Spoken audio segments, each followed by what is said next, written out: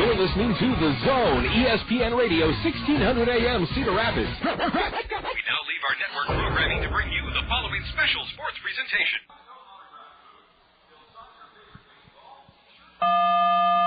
The history, the tradition, the fun of Kernels baseball. It's time for exciting live coverage of Kernels baseball, right here on the Kernels Radio Network. Now, the voice of the Kernels. In his 11th season, here's John Rogers. The excitement from last night's Kernel dramatic, thrilling, come-from-behind win that sent the crowd of over 2,000 into a delirious pandemonium state is still here this morning as the Kernels wrap up their four-game series with the Fort Wayne Wizards. It was Tommy Mendoza's 9 innings of complete game pitching and a Kernel 3-run rally in the bottom of the ninth, capped by Larry Infante's 2-run homer that helped the Kernels take the lead in this series with a 4-3 win last night. Both Tommy Mendoza and Larry Infante are with us on the South Slope Communications Triple Play Show. And, fellas, I don't know if you had a chance to read this morning's newspaper article by Jeff Johnson in the Gazette about last night's win, but Tommy, he basically highlights what a good friend you and Larry have become. You played with Larry in rookie ball last year.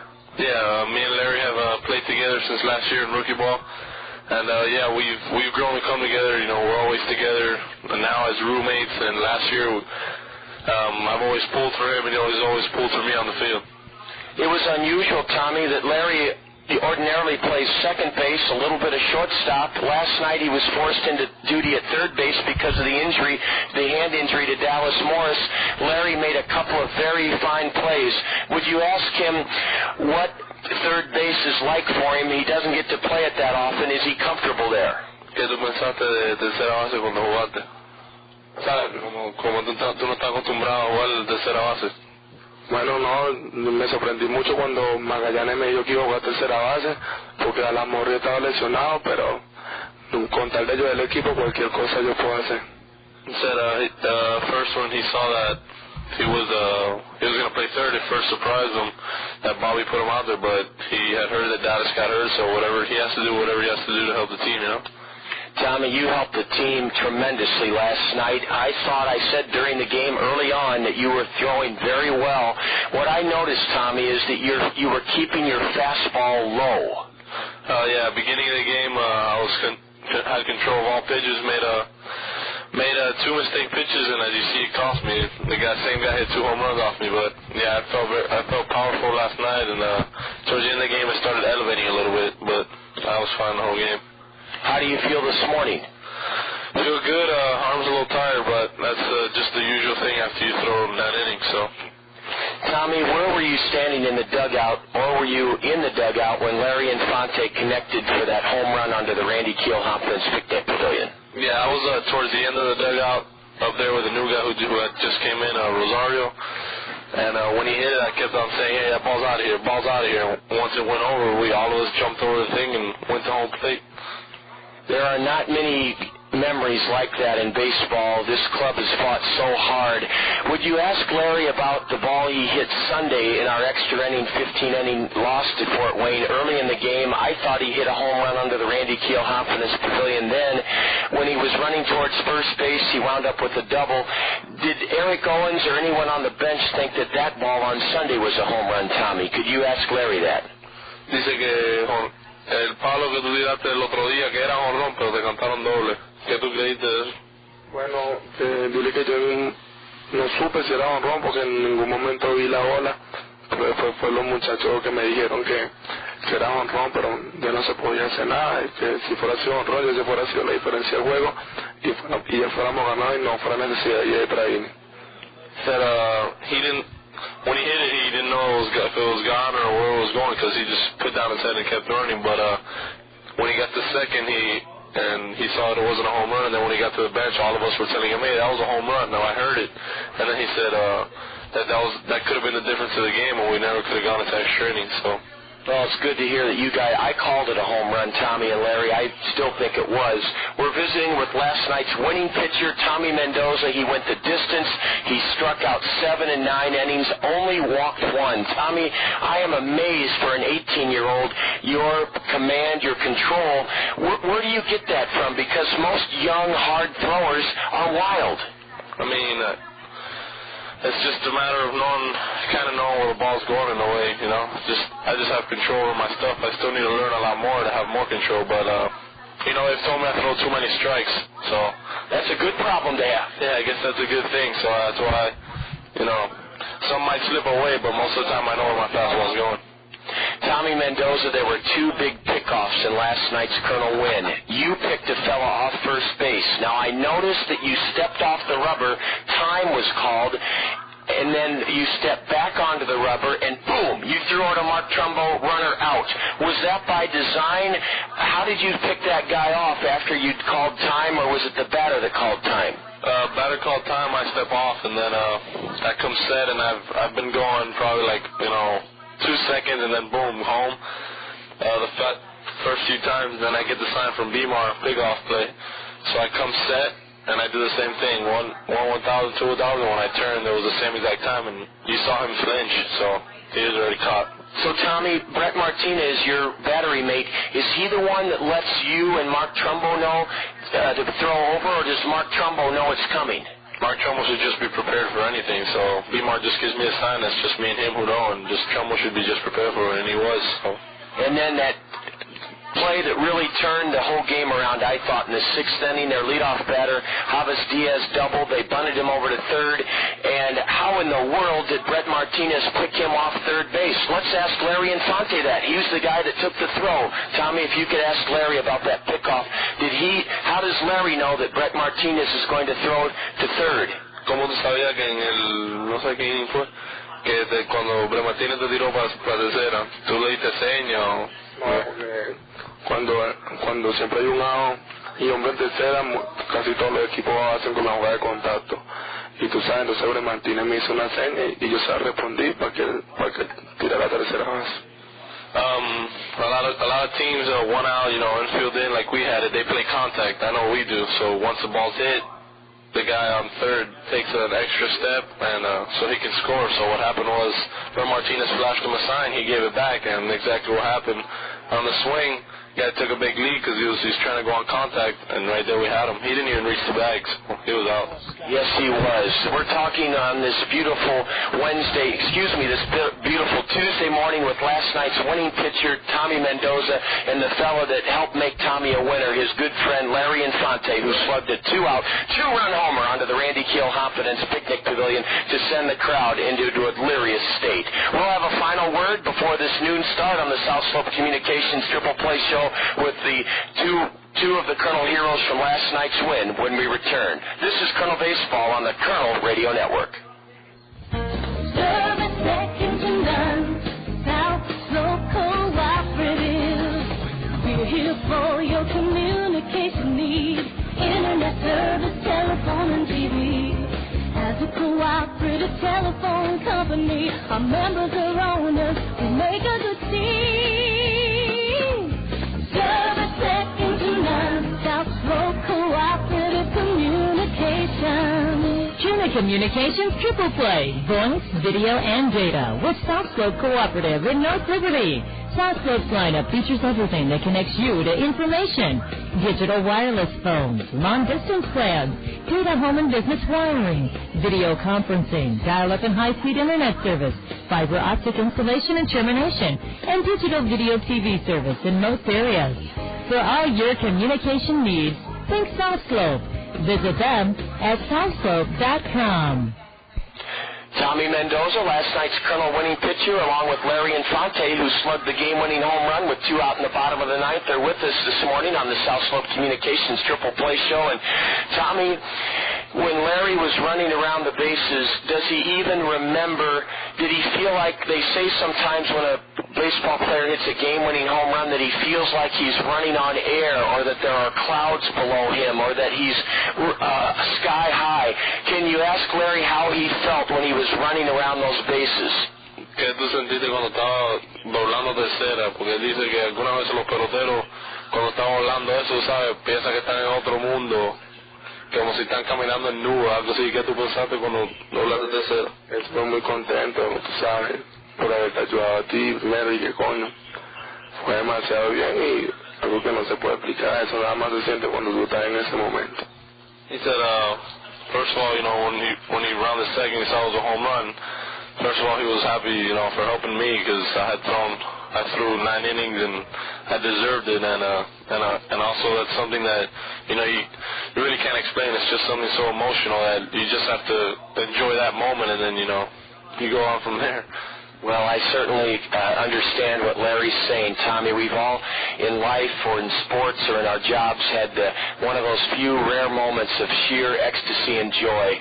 Finally, Tommy Mendoza, I want to ask you what Kernan Ronan said to you after you issued your only walk of the game in the top of the 9th inning with 2 out. Kernan came out to talk to you, and what did he tell you? He simply told me, he asked me, hey, Tommy, you want this game? And I said, yeah. Do you want to finish it? I said, yeah. He goes, all right, well, let's leave that guy there, get this out. And he said, this is going to be your hitter regardless of the fact. So I want you to finish this game, so go ahead and do it.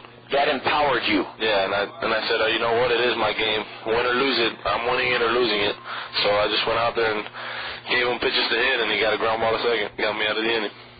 Tommy and Larry, thank you so much. I know you have to hustle into the Kernel Clubhouse and suit up for this beautiful Tuesday noon start.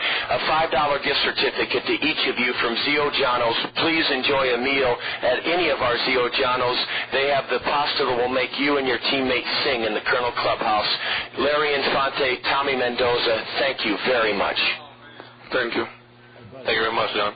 Guys, thank you so much. Up next, 4-time Iowa State Sportscaster of the Year, Scott Unash and I will set the starting lineups for the series finale on this beautiful Tuesday afternoon. This has been the South Slope Communications Triple Play Show on the Kernel Radio Network.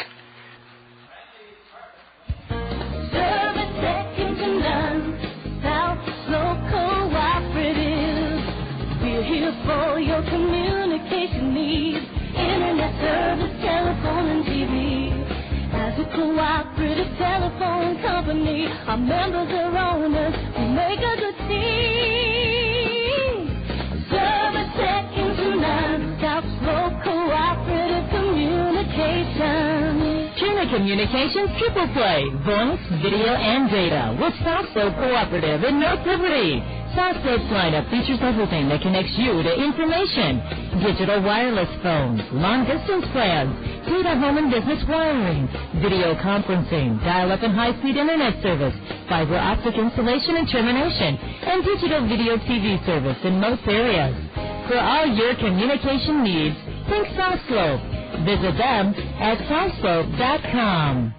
It is a picturesque, gorgeous Tuesday morning as the Kernels are set to play the Fort Wayne Wizards following last night's dramatic, thrilling come-from-behind 3-run rally in the bottom of the 9th. Hope you enjoyed our South Slope Communications Triple Play show. Yes, they were the chief characters or the chief players in the comeback. Larry Infante, who belted the 2-out, 2-run home run, with Brett Martinez aboard, and Tommy Mendoza, who pitched 9 innings and allowed only 3 runs on 7 hits. Scott Unash is with us this afternoon from the Zone, 4-time Iowa Sportscaster of the Year. It's great to have Scott with us on this gorgeous Tuesday. Let's set the starting lineups first for the Fort Wayne Wizards and Randy Reddy. Randy's guided his Wizards to a record of 29-33. They're in 5th place in the 6-team Eastern Division first half standings. Leading off is Javis Diaz. He's in left field for the Wizards. Mike Samso will be in center field. He'll bat second. The designated hitter, Mike Baxter, will bat third for the Wizards. Hitting cleanup, he's the biggest guy in the league, 6'6", 270, Kyle Blanks at first base. Santiago Guerrero will be in right field this afternoon and hit 5th. Batting 6th, he won the game in the top of the 15th inning here on Sunday. Brandon Gautier is the catcher. He homered in the top of the 15th on that cold, brisk Sunday afternoon. Jodam Rivera, new player. You can tell I'm stumbling over his name. Jodam Rivera will make his Wizard debut today at second base. He'll bat seventh. Hitting eighth is Abraham Aguilar. Aguilar is the third baseman. And batting ninth for Fort Wayne, playing shortstop, Jesus Lopez. On the hill for Fort Wayne is 23-year-old right-hander from Volunteer State Junior College. Yes, that's in Tennessee, all right. 29th round pick of the Padres in 2003, Stevie Delabar. Stevie is 4-4 on the year, a 3.59 ERA.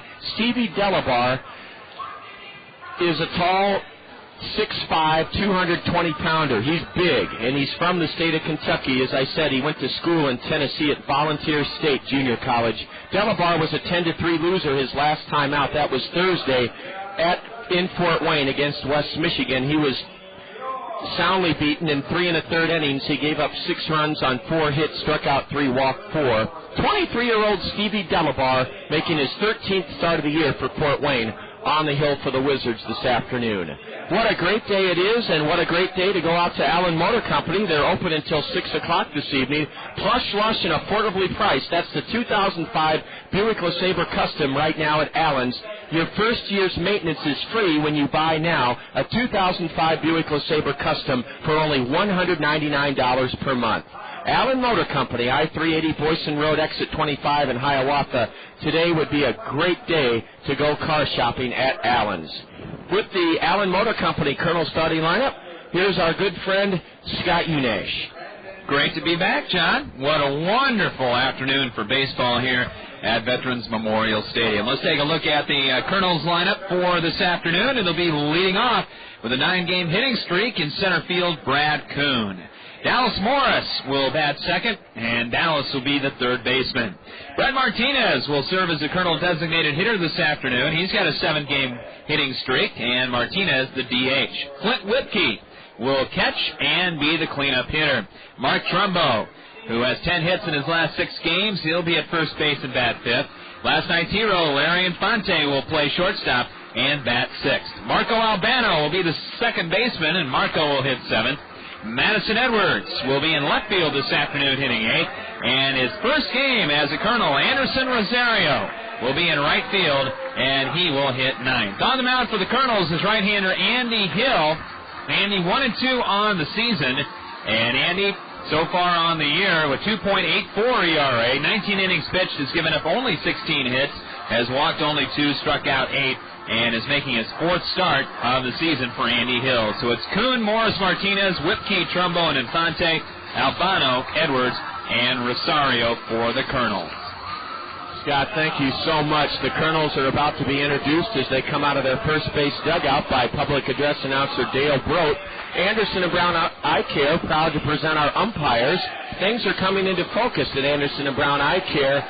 Easy in, easy out at their new location on Boyson Road in Hiawatha. Dr. Todd Brown and Dr. Tom Anderson stand ready to serve you with a comprehensive eye exam. You can also pick out your glasses and contact lenses right on site at Anderson and Brown Eye Care. Our Anderson and Brown Eye Care umpiring duo, Anthony West, will be on the bases, and Brad Purdom, P-U-R-D-O-M, behind home plate.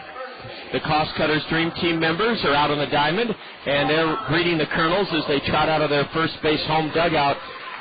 And talking earlier this morning, Scott, with a few people around the ballpark, and they really thought the Colonels were deserving. It didn't come easy last night, but this club has scratched and clawed all year long, and we haven't had too many victories like the one we were able to really savor last night. Yeah, and it was kind of fun. And it's even better, I think, to have an afternoon game after that, because you don't have to wait long to get back out on the diamond. But, yeah, you mentioned, I don't recall another walk-off home run scenario this year. And, I was fully expecting to come here and find you still attached to the roof, John, after the home run last night. But that was a big pick-me-up, and couldn't have happened to a nicer guy than Larry Infante. And, of course, he and Tommy Mendoza are roommates, and that's what makes it even better. Yes, it was. That, of course, was highlighted in Jeff Johnson's fine article in the Gazette this morning. We're going to pause on this gorgeous Tuesday afternoon and have our Wendy's introduction of our national anthem singer. Our country and America and proud of our flag, and all who it stands. Please stand as Wendy's present our national anthem. And now, ladies and gentlemen, Fly America.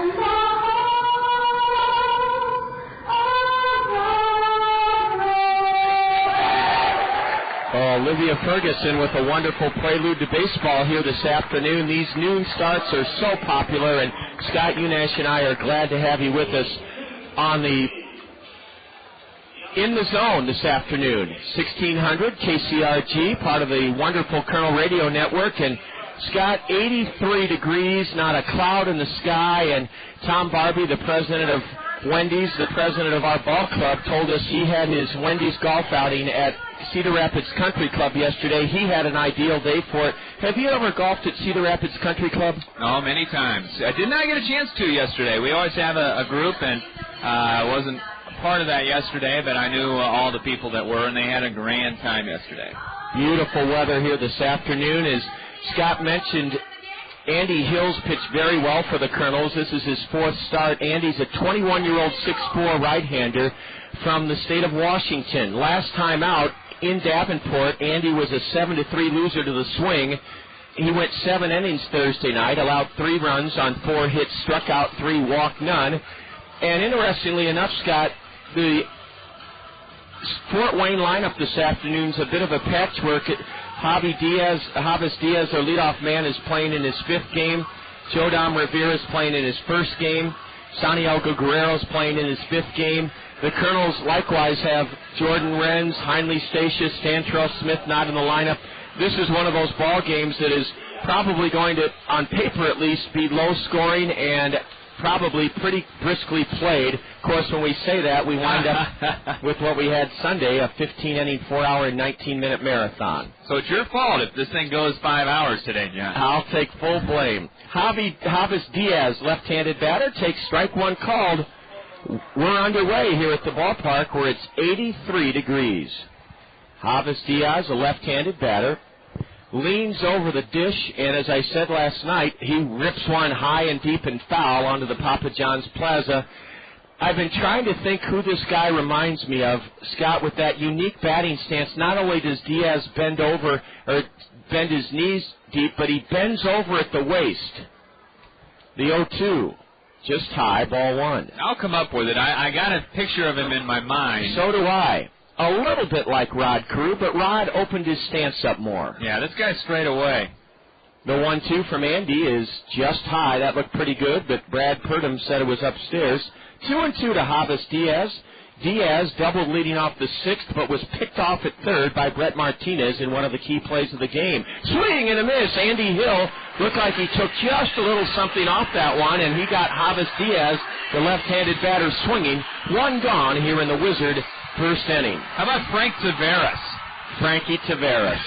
That's probably, Scott, again, I knew you'd be able to link him with a big leaguer because of his unique batting stance. The old Pirate shortstop. That kind of unseated our former manager, Mario Mendoza. Yeah, really did. Ball 1 is upstairs to Mike Sanso, S-A-N-S-O-E. Sanso's a right-handed batter with a .248 average, no homers, 9 RBIs. The 1-0 from Andy Hill, who works quickly, is a strike called. Well, you mentioned, John, kind of patchwork lineups, and you're going to find that at the end of the first half of the season if your team is not in playoff contention, because you're trying to find some combinations, different personnel that might be guys you can count on in the second half of the season.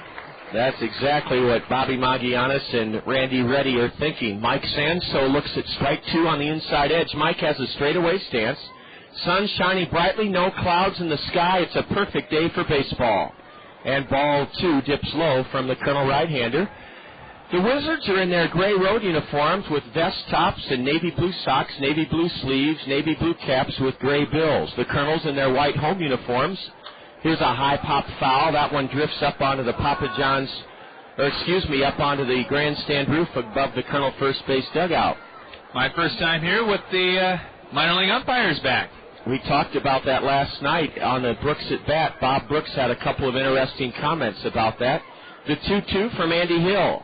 Uncle Charlie just missed inside. Sanso sacrificed Javis Diaz to 3rd after Javis's leadoff double in the 6th inning, but as I said, he was picked off 3rd. Mike was nothing for 3 last night, and he walks. A fastball upstairs and an uncharacteristic base on balls issued by Andy Hill. He had only walked 2 men in 19 previous innings. Yes, and we noticed Bob Brooks told a funny story about Leo DeRocher and Jocko Conlon Scott, apparently when Leo was out in Los Angeles when the Dodgers first moved out there, he got into an argument in the Coliseum with Jocko Conlon and kicked him in the shins. DeRocher didn't know that Jocko Conlon was wearing shin guards. And not only did DeRocher hurt his foot, but Jocko Conlon kicked him back in the shins. Bob remembers that. That's the old days. That's right. Now the umpires would file a grievance, and there'd be some sort of lawsuit. That's right. The old days, you police yourselves, John. That's exactly what Mike Shannon and Ron Santo, two of the finest broadcasters, former third basemen in the 60s, say all the time on their broadcast, Scott. Ball one is high and outside to Mike Baxter, and that prompts the visit to the hill by Colonel catcher Flint Whipke to Andy Hill. Baxter, 0-for-4 last night. Ball two way high and outside, and Andy Hill has lost his control here momentarily. Only a couple walks coming in for Andy in 19 innings into this fourth start of the year, so pretty uncharacteristic when he starts to get wild. The runner goes, a pitch is strike, Whipke throws a good one, and the runner's out at second base. Mike Sanso will argue with Anthony West. A perfect throw by Flint Whipke, and the key there, Scott, one, it was a fastball for a strike. Two, Whipke got rid of it in a flash. Yeah, he did. It was a very good throw, and Sanso thought he was in there, and I'm not so sure he might have been correct on it, but we got the call. Now Baxter breaks his bat and dumps one down the right field line. It's caught by Marco Albano. Oh, Andy Hill came right in on the hands of Mike Baxter, sawed him off on the fist. Baxter looped it into right, and jutting out at a 45-degree angle to home plate was Marco Albano. Marco caught it in fair ground in shallow right. No runs in the first for Fort Wayne, no hits, a walk, a man caught trying to steal second. There were no Colonel errors, and nobody left for the visiting Wizards. After one half inning, Fort Wayne 0, Kernels coming up. This is Colonel Baseball on the Kernel Radio Network. Fairfax State Savings Bank is paying you to come to the ballpark every Wednesday this season. You heard right. Fairfax State Savings Bank is paying you to come to Veterans Memorial Stadium every Wednesday this season. The first 750 of you Colonel fans to enter the gates before Wednesday's home game will receive an envelope full of money inside from Fairfax State Savings Bank.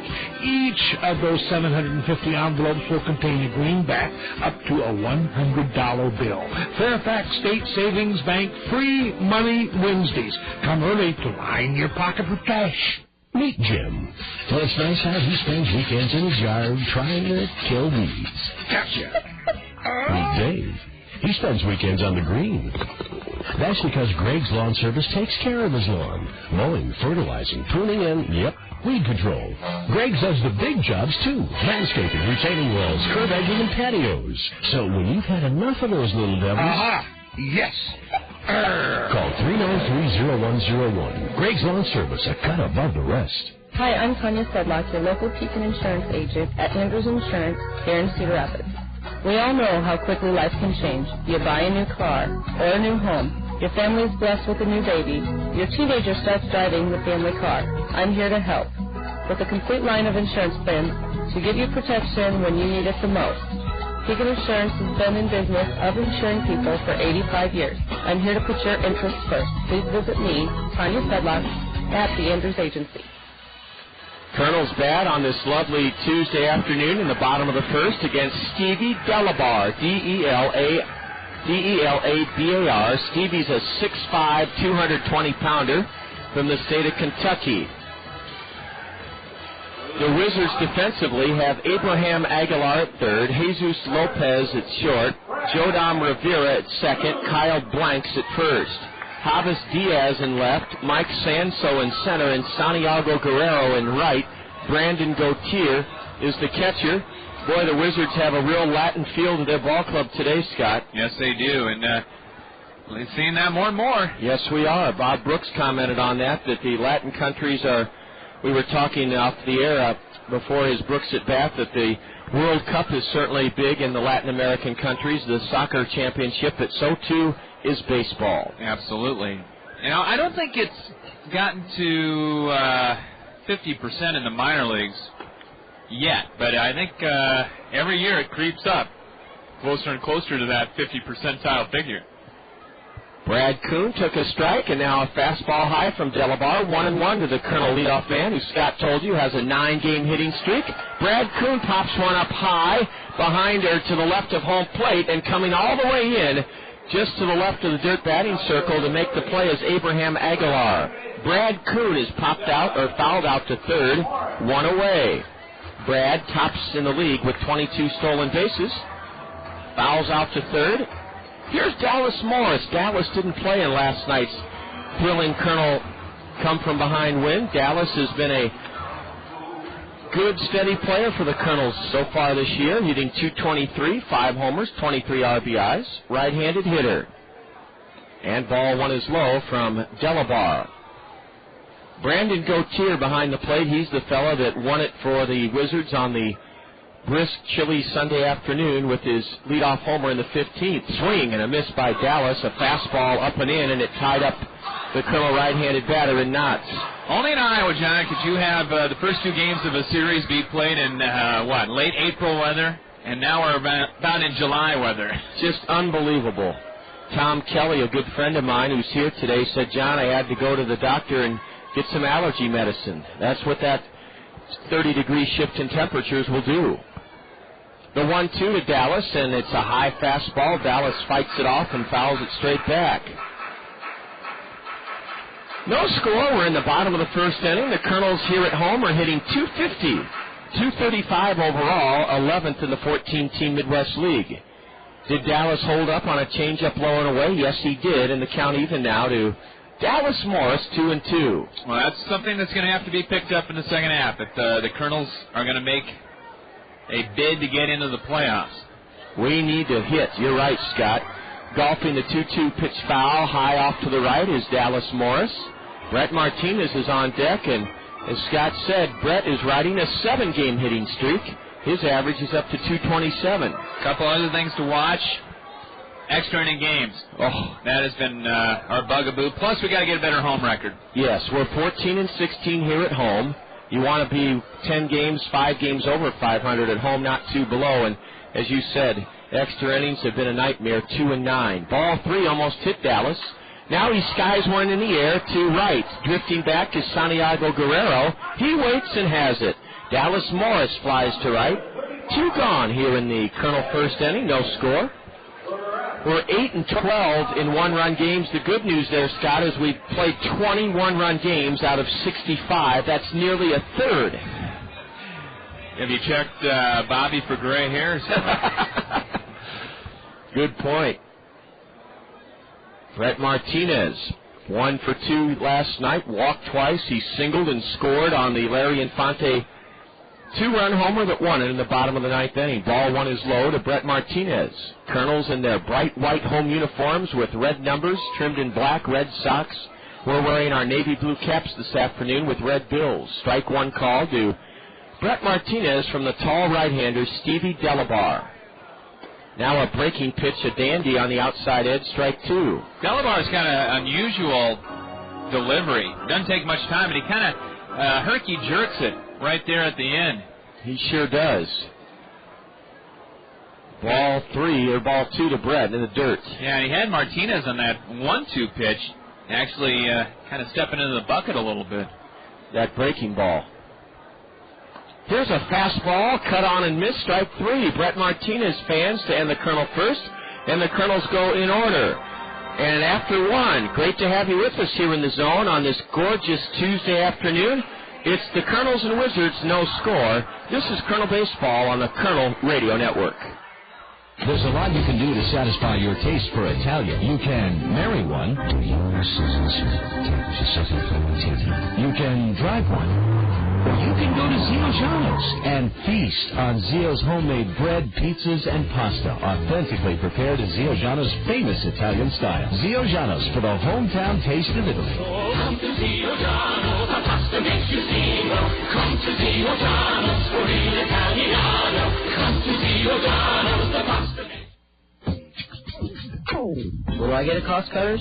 Hey, my hair is my trademark. I gotta be able to count on a good cut and stuff to keep my hair looking thick, even if it's not. I get a good cut, no long wait, a smile. and a little something left over in my wallet. I get little trims that keep my hair long and healthy, and stuff to make it loose and curly one day, straight and sassy the next. With expert stylists trained in the latest trends and techniques and your favorite professional styling and hair care products, you'll always get what you're looking for at Cost Cutters. At Cost Cutters, you can always count on convenient, affordable, professional care and products that help you create just the style you want. At Cost Cutters, you'll always get a little more. What do I get at Cost Cutters? A slick, clean cut, great highlights, and a little wig from the hottest stylist I've ever seen.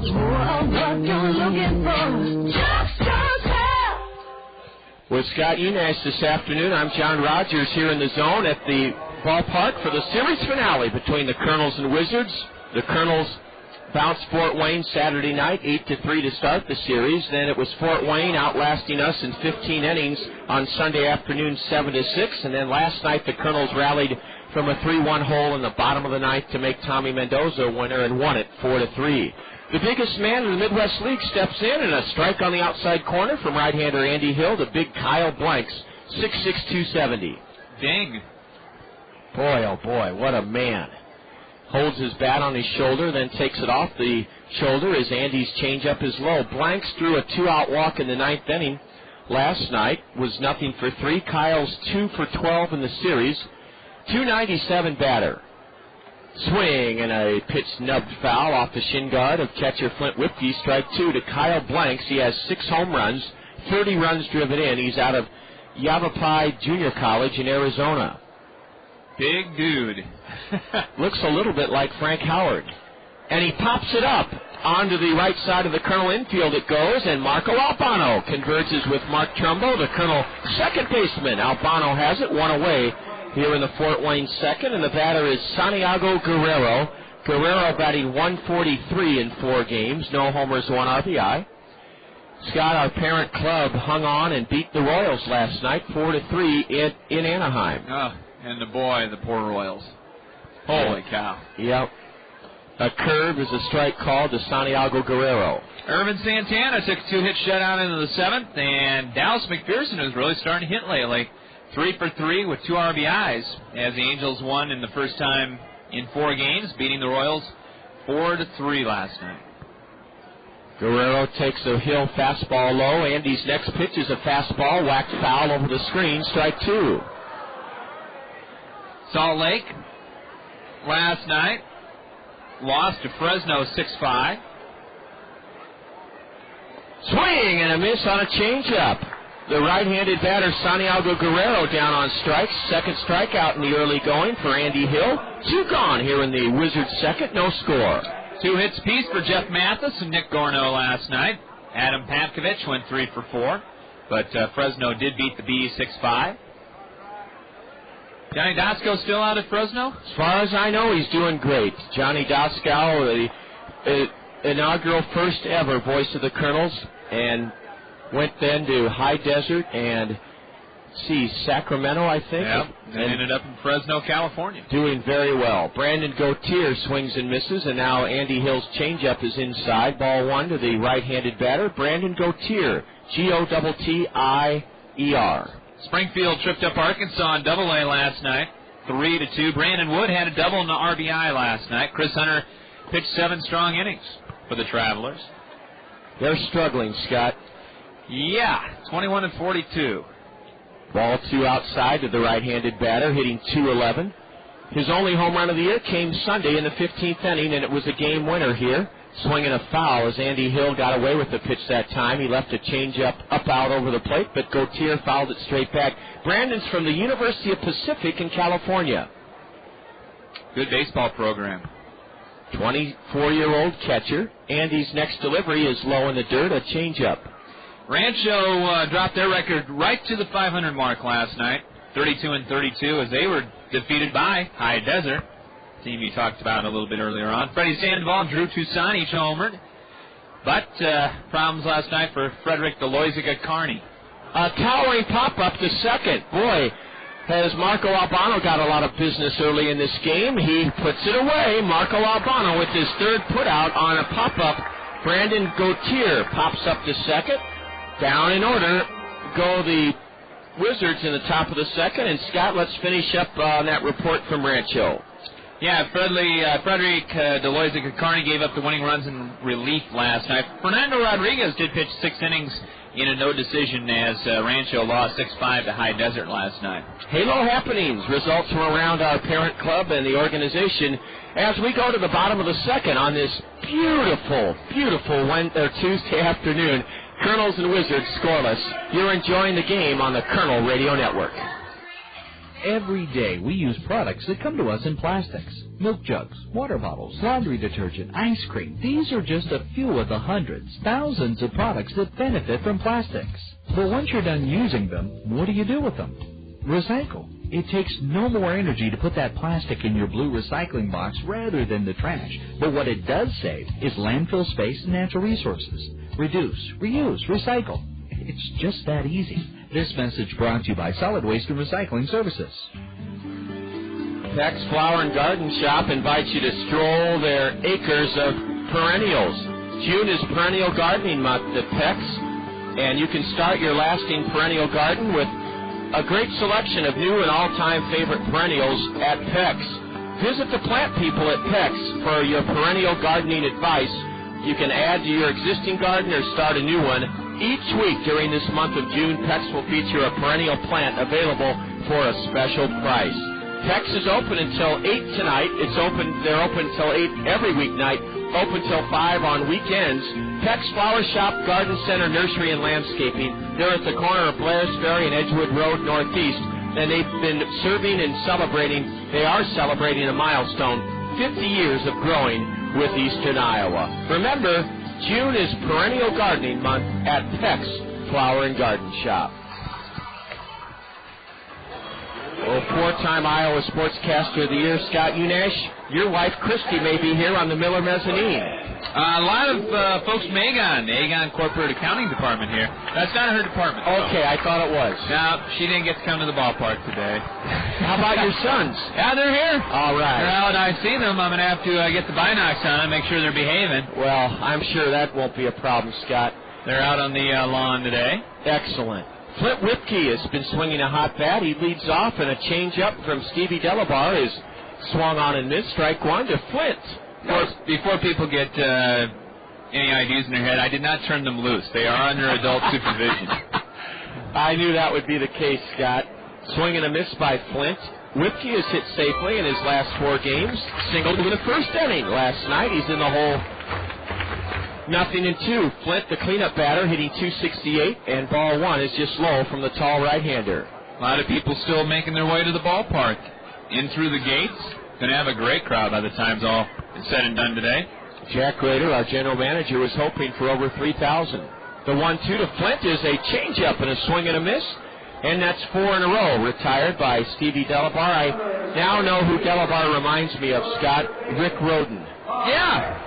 Who Rick Rhoden is now on the Champions Tour in golf. He's that good. He is that, yeah. And has done fairly well. He was in Des Moines at the Allianz. Wow. Well, that brings up an interesting point as Mark Trumbo bats here in the second inning and swings and misses. Mark drove in 2 of the Colonel, 4 runs in the come-from-behind victory last night. Swing and a miss by Mark. He's hitting .220, 9 homers. Homered last night, leading off the 5th inning onto 8th Avenue, a line shot over the Randy Keel Confidence Picnic Pavilion, and Delabar is hurling aspirin tablets, strike 2 at the knees, a changeup. Boy, both these pitchers are really dealing right now. Changing speeds, hitting spots, doing a really nice job. Ball 1, low and outside. Skips off the glove of Brandon Gautier. Brandon's wearing navy blue shin guards, a navy blue chest protector with a traditional catcher's mask and batting helmet turned backwards.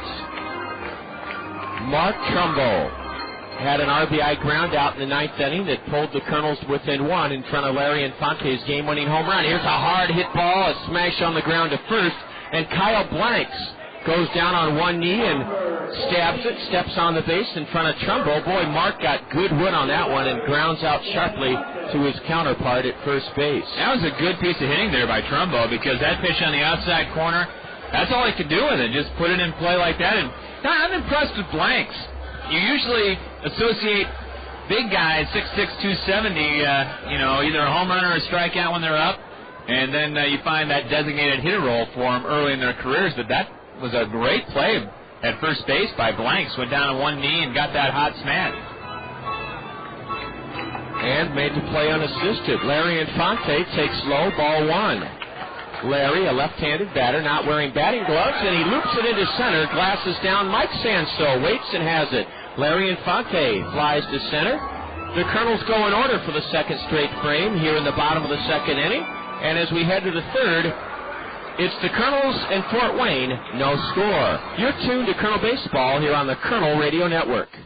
Diet Pepsi is taking you to the movies. All kinds of movies, like horror films. Hey, there's a guy with a hockey mask outside. Let's go see what he wants. Okay. Sci-fi films. Gentlemen, we're in luck. Those aliens speak American. Kung fu movies. Your English voiceover looks terrible.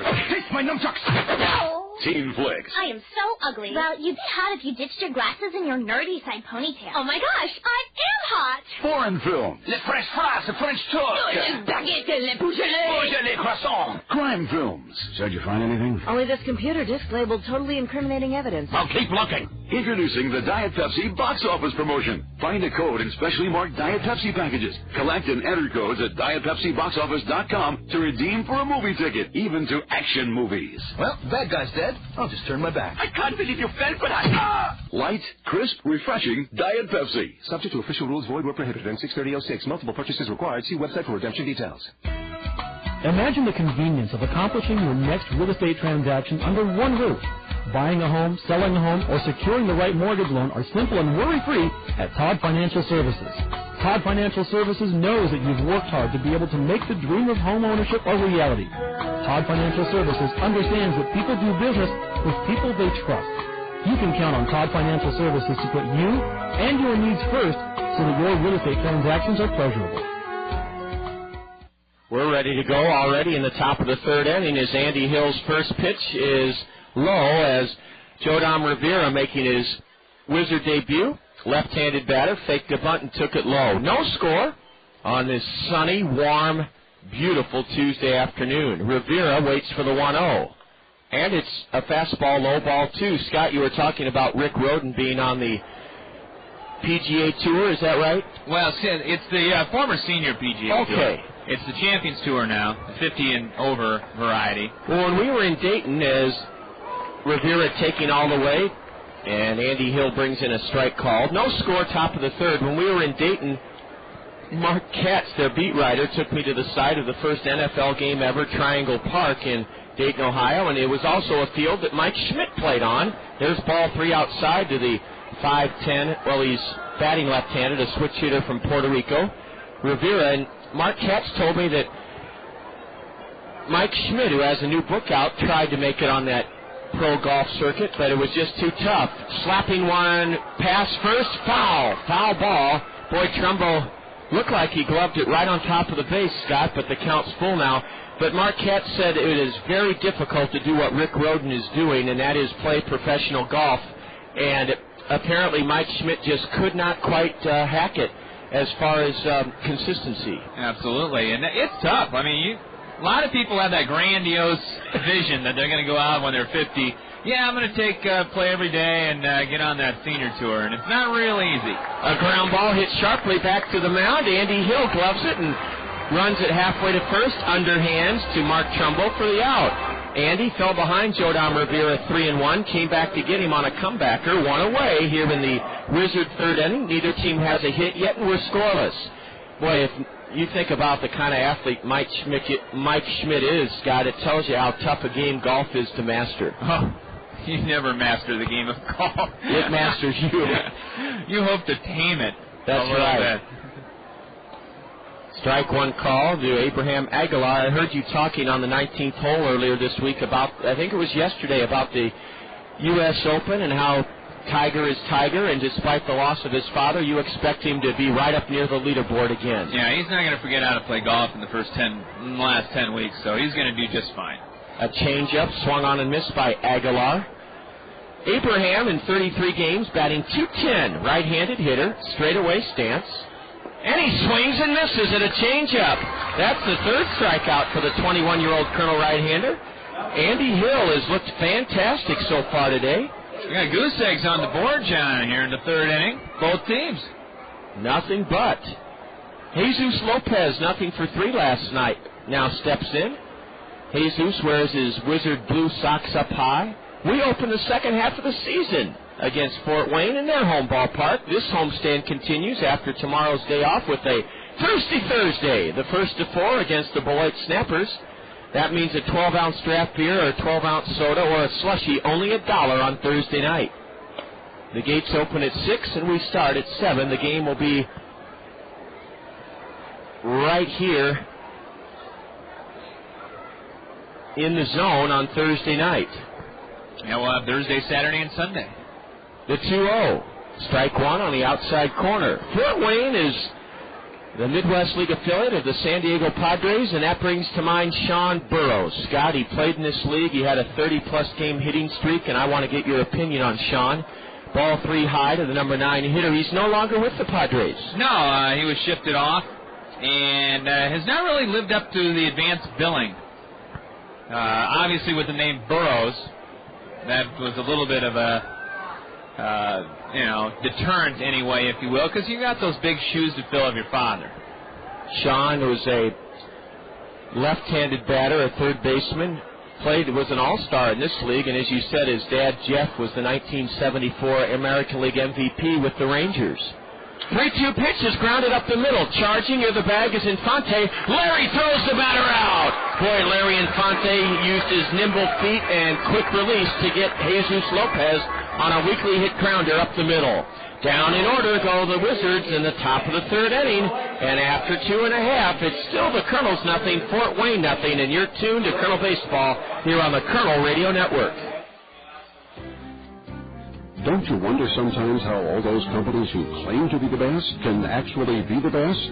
Doesn't just one of them have to be the best? When it comes to motor coach travel, Tri-State Travel is the best. We have the highest safety rating, the largest variety of coaches, a trained driving staff, and 66 years of experience. Don't you want to travel with the best? That would be Tri-State Travel, now at our new location on 7th Street Southwest. Hi, this is John Rogers, the voice of the Kernels. I'd like to share a few words with you about Colonel Team Physician, orthopedic surgeon Dr. David Terse. My father was a surgeon, and like most sons, I looked up to him as the greatest dad and the best doctor on earth. When I was diagnosed with a torn meniscus in my right knee recently, I wondered if my doctor here in Cedar Rapids would measure up to my dad's standards. My doctor was Dr. David Terse. Dr. Terse's thorough and expert explanation of my x-ray, his calm and reassuring description of the procedure he would be performing, and his kind and confident bedside manner impressed me beyond my expectations. Dr. Terse has those exceptional qualities we all hope to find in our doctor: an established reputation of excellence, the ability to communicate with us so that we understand and trust his words, and that gut feeling that he truly cares about us. Dr. Terse is a world-class surgeon and a first-class person. I've experienced firsthand why the Los Angeles Angels of Anaheim, the Colonel's parent ball club, has entrusted Dr. Terse to care for our players. Bottom of the third inning, and both right-handers, Andy Hill for the Kernels and Stevie Delabar for Fort Wayne, have pitched exceptionally well. Neither club has a hit. The only base runner, Mike Sanso, drew a one-out walk in the first for the Wizards, but he was thrown out trying to steal. Second base by Flint Whipke. That caught stealing, went 2-6 with Infante, the shortstop, taking the toss. Marco Albano has 3 putouts already today on pop-ups. Marco hitting .218, no homers, 8 RBIs. Out of Boston College. Strike one on the outside corner. Scott, there was an interesting discussion either on the Colin Cowherd show or on the Dan Patrick show in the zone about Doug Flutie, who really put Boston College on the map. Strike 2 called on the inside corner at the knees, and boy, as Stevie Delabar found his stride. He's ahead of virtually every Colonel hitter.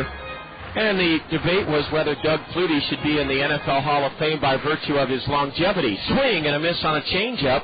Marco Albano was rendered helpless on 3 pitches from Delabar, who now has 3 strikeouts and has set down the first 7 Colonels in a row. And the caller was arguing that what Flutie accomplished because of his short stature and his longevity and his greatness in the Canadian Football League should qualify him for Canton.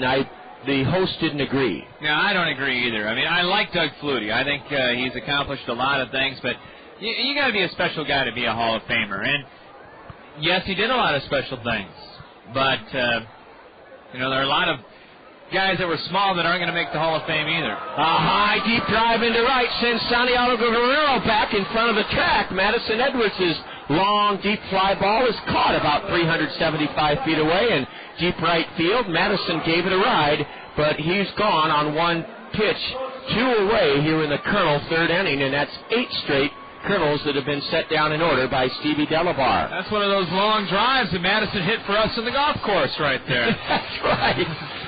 That was a fun day a couple weeks back, the annual Kernel golf outing. Yeah, this fellow that argued for Flutie's inclusion into Canton, the NFL Hall of Fame, cited that drop kick last year. And again, that's special, but you can't base a guy's whole career on a few special moments. No, or I would get a drop kick in. I'd practice it and then sign up. Strike one swinging on Anderson Rosario, his Kernel debut. Right-handed batter. A breaking pitch is strike 2 to Anderson. Man, oh man, Stevie Delabar has every one of his pitches right where he wants them. Well, he and Andy Hill are both getting ahead of the batters and making the batters adjust to them. The 0-2 to Rosario. Ground ball hit sharply to deep short, backhanded by Jesus Lopez. Long throw in time. Boy, that was some play by Lopez. Anderson Rosario can run, and he was just nipped at first on a ground ball deep in the hole at short. And 3 up, 3 down for the third time in a row, as the Kernels have not solved Stevie Delabar for a walk or a hit here in the first 3 innings. Perfect baseball being thrown by the Wizard 23-year-old starter, Stevie Delabar. After 3 with Scott Unash set to take us through the middle 3 here on this beautiful Tuesday afternoon. It's the Kernels and Wizards, no score. You're enjoying Kernel Baseball on the Kernel Radio Network. Cedar Rapids' oldest wholesale greenhouse is also Cedar Rapids full-service landscaping and lawn care center. Cedar Rapids Greenhouses has been serving eastern Iowans for 50 years at the corner of Johnson Avenue and Edgewood Road, behind Guppy's on the Go. Cedar Rapids Greenhouses has a full line of trees and shrubs like magnolias, maples, and lilacs. And for a limited time, buy any potted tree and Cedar Rapids Greenhouses will deliver and plant it free. If you're searching for the right beautification project, let the trained landscape designers at Cedar Rapids Greenhouses help you create a unique plan for your home. From retaining walls to ponds, waterfalls, and fountains, they'll work within your budget and taste, and they do free estimates. Lawn care featuring mowing, fertilization, seeding, sodding, aeration, dethatching, maintenance, and cleanup are all done with care and precision. For the highest quality and low prices, see the difference at Cedar Rapids Greenhouses, Eastern Iowa's full-service landscapers at the corner of Johnson Avenue and Edgewood Road. Hi, I'm Phil Andrews, your local Pekin insurance agent at Andrews Insurance in Cedar Rapids. I'd like to introduce you to an easy-to-understand, affordable life insurance plan with great benefits. It's simplified issue whole life from Pekin Insurance. The plan requires no medical exam, has guaranteed rates for life, and a guaranteed cash value. Life insurance made simple and affordable from Pekin Insurance. To learn more, contact me, Phil Andrews, at Andrews Insurance. We welcome you back. Time for the 4th inning here at Veterans Memorial Stadium on a beautiful sunny Tuesday. And first pitch swinging, grounding it to Albano at second base is the leadoff man, Diaz. And he is called safe on a bang-bang play. At first, he beat out that ground ball to the second baseman. John, that's the first hit of the ball game for either club. Wow. I thought that was a routine play. Marco Albano did get caught back on his heels a little bit, and the ball got stuck in the heel of his glove, and that made the difference. An infield single for Javis Diaz, and he may be running now. Yeah, Javis Diaz. It's only his fifth game. He's got a big lead being held on by Trumbo, and here's the throw to first, and Diaz is back in. Mark Sanso up. He walked and was promptly thrown out, stealing for the second out of the first inning, and so far he's been the only base runner for either club. Here's the pitch, and fastball catches the inside corner for a strike. No score on this Tuesday afternoon. The Wizards and the Kernels, game 4 of the 4-game set. Off day tomorrow, and then Beloit comes in for 4 to close out the first half. Here's a toss to first, runner back. Good crowd on hand, sun splashed. Yeah, the plaza section where the campers are, Scott, and those multicolored shirts are getting a lot of sun. Yes, they are. Big curve for a strike, and Andy Hill looking very sharp here in the first few innings. Making his 4th start, I believe, John? That's right. 4th start of the year. He was a 7-3 loser Thursday in Davenport, only gave up 3 runs in 7 innings on 4 hits. Big lead by Diaz, and he'll draw a throw from Colonel right-hander Andy Hill. I was going to ask you, John, that home run last night looked like it hit the very top of the fence. It sure did. Hey, that's all that matters. Here's the delivery, and a check swing and a foul, heads up to our right in the plaza, the suites.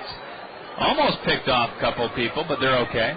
Yeah, the ironic part about Infante's home run that won it last night, Scotty, hit the ball the same place Sunday afternoon in his first at-bat, and the umpiring crew a different one, ruled it a double. Curve and a line drive, base hit into right field. Diaz will put the brakes on at second base, and the Wizards have the first 2 on here in the 4th inning. Second time through the order, John, and apparently Fort Wayne making the adjustments they need against Colonel starter Andy Hill. That was a very good pitch by Andy, and all that Mike Sanso did was wait back on it, and as you called it, laced it into right field. Right in front of the runner Diaz, who scurried down to second, and now let's see if the Wizards bunt with Mike Baxter. I doubt if they'll bunt with Baxter, their number 3 hitter, but you never know. Yeah. Baxter popped out to Marco Albano back in the first inning. Looked to second, and Hill delivers. Batter shows no bunt sign and takes ball low. No score, top of the 4th inning. Scott Unash, John Rogers alongside. Glad to have you with us here on this Wednesday afternoon. Diaz on at second, Sanso on at first, not being held on. And a swing and a foul right over our heads. And that makes the count even at a ball and a strike. Want to welcome on the Randy Kilhoffen's Picnic Pavilion, D.C. Taylor, Rockwell Collins, EPA Department, Engineering Project Support, Aegon USA Realty. All of them enjoying the sunshine today. Look to second, delivery, curve in the dirt, blocked by Flint Whitkey. Colonels defensively have done a pretty good job this year. Only 76 errors in 65 games. That's not too bad. We can take that. A little bit over 1 a game. And at this level, that's not bad. First 2 on here in the top of the 4th inning. Nobody out. The delivery by Hill. Line drive off the back of the mound into center field for a base hit. Randy Reddy will put the brakes on Diaz at third base. And they're loaded with nobody out here in the top of the 4th inning against Andy Hill. Boy, that surprised me when that ball skipped off the side of the mound, as you called it, Scott, into center. I thought with Diaz's speed, Randy Reddy would send him, because the ball took a big high hop when it hit off the side of the hill. That really surprised me that Randy Reddy held Javis Diaz, and now Andy Hill has no margin for error. Bases loaded, nobody out. And look who's up. The big fella, Kyle Blanks, 6'6", 270. The thing about Kyle, 297, this guy can swing the bat. Right-hand hitter, slightly open stance. Javis Diaz at third, Mike Sanso at second, Mike Baxter on at first, and the delivery, a curve for a strike. I think Mr. Blank's going to get a steady diet of off-speed breaking balls. Kernels would trade a run for a double play in this situation. Andy Hill would love that, a pop-up or a strikeout. Colonel defense back at all positions, looking for that double play. Bases loaded, nobody out. The 0-1. Swing and a miss by Blanks. Threw it by him and right at the letters. Oh, that took some guts to challenge Blanks right there, Scott. Oh, man, he took his biggest swing of this series. Maybe set him up for something on the outside corner off speed. We'll have to watch here. Boy, big spot for a strikeout right here. Hill from the high set, delivers the 0-2, swung on and hit high in the air to left. Going to stay in the ballpark. Edwards underneath it in front of the track, now comes in and makes the grab, tagging at third and scoring is Diaz. And Fort Wayne will take a 1-0 lead on a high sacrifice fly by Kyle Blanks. Well, that's what you want out of your cleanup batter, a fly ball, and boy, Madison Edwards did everything possible. He kept going back so that he could bring his momentum in, but Madison's throw had a lot of air under it, and with Diaz's speed, he scored easily. The Kernels now have a chance, though, to get out of the inning with minimal damage, Scott. Yep, cheaply enough. Santiago Guerrero struck out back in the second inning against Andy Hill. He'll step in there from the right side, a 143 batter. Look to second, and the delivery curve is slapped just foul down the third baseline. And it's 0-1. Gotta think Guerrero's a big Vladimir Guerrero fan. With a name like that, yes. Same number, I think. It is, yeah. He wears Vladdy's number. Sanso on at second. Baxter not being held at first by Trumbo. Here's the high set, the delivery, a line drive into left field. That's the base hit. Rounding third, coming home is Sanso. Here's the throw. It's cut off at third by Dallas Morris. And it's an RBI single for Santiago Guerrero. And Fort Wayne now leads it over the Kernels 2-0 here in the fourth. Boy, he went down and got a pitch low and in. A pretty good fastball from Andy Hill, but Guerrero got the barrel of the bat on it and drilled it into left. Now we have to keep it a 2-run inning. The way that the Wizards starter Stevie Delabar is hurling, the Kernels can't afford to get too much further behind. Yeah, absolutely. I think you're right. Now, the off day tomorrow might be a situation where Bobby might be able to go to the pen a little bit more. Plus, Tommy Mendoza threw a complete game gem last night. Here's a look to second, and Hill didn't throw it. They would have had the runner at second base. Baxter fell down and then crawled to the bag. Oh, that's too bad. The crowd let out a gasp, just as you said, Scott. Baxter would have been a goner. Gautier, the only home run came in this series. He swings and lifts one high in the air to center. Going back on it's Brad Kuhn. Now he's underneath it in the left center field gap. Makes the catch. Runner tags at second, heading to third, and he will make it without a throw. First and third, 2 out, and 2 in here in the top of the fourth for Fort Wayne.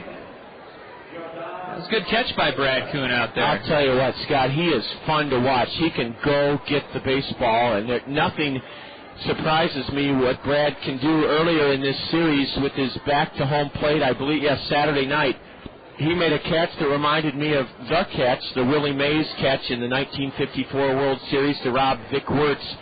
That's probably one of the most famous catches in baseball history. I think it's the most famous catch.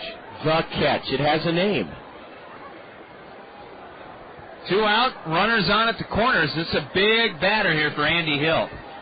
Left-handed hitting Jodam Rivera. Jodam Rivera in there, the second baseman. Second at bat as a member of the Wizards. Left-handed hitter. Hits out of a crouch, and the delivery from Hill is outside for ball 1. Whereas number 12 in his back, his roe gray vest for Fort Wayne. 2-0 Wizards. They've tallied 2 here in the top of the fourth inning. Look to third, the delivery from Hill, and a comebacker. Nice play defensively by Andy Hill, and he throws out Rivera to end the fourth inning. That was a smash on one hop, John, and Hill, nice reflexes, got it right about head level and threw out the batter at first base. Before Wayne breaks the tie, they come up with a pair of runs on 4 hits, no errors, and they leave a pair. As we head to the bottom of the fourth inning, it's the Fort Wayne Wizards 2 and the Kernels 0. And you're listening to Kernel Baseball here on the Kernel Radio Network. Reading stimulates a child's imagination, increases their mastery of subject matter, improves their spelling and vocabulary, and opens up new worlds of discovery. That's why Toyota Financial Services, the Gazette, and the Kernels are teaming up to encourage elementary students throughout the community to read. Kernels players will visit 38 elementary schools this spring to talk with students about the benefits of reading. Girls and boys will then be rewarded with nifty prizes for achieving reading milestones. Toyota Financial Services, the Gazette, and the Kernels, proud to stand behind our community's youth through reading. Next up, a musical taste of Dr. Pepper. It's a new spin on an old vibe from me to you. A tasty sip of Dr. Pepper for your ears, and it starts like this. I'm a pepper, he's a pepper, she's a pepper, we're a pepper, what do you like to be? Now that's cool, but pepper is a little better. So let's slide in a taste of this. I'm a pepper,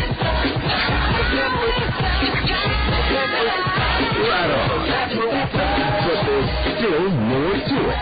I mean, there's nothing like it, because every sip is a kick and mash up of 23 different flavors. So for the true taste of Dr. Pepper, we dial it up even more.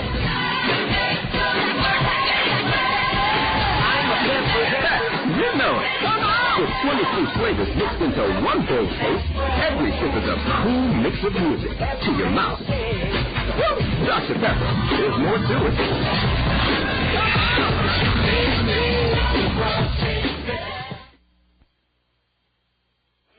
We're back. Bottom of the fourth inning, 2-0 in favor of Fort Wayne. Kernels been blanked, no hit, and perfect game to hear so far.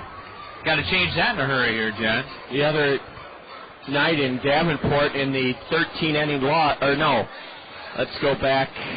The days are starting to go together. You need a break, don't you, John? Oh, boy, yes. The other night in Davenport, the swing. Kuhn shows bunt and takes a strike for the first pitch here in the bottom of the fourth inning.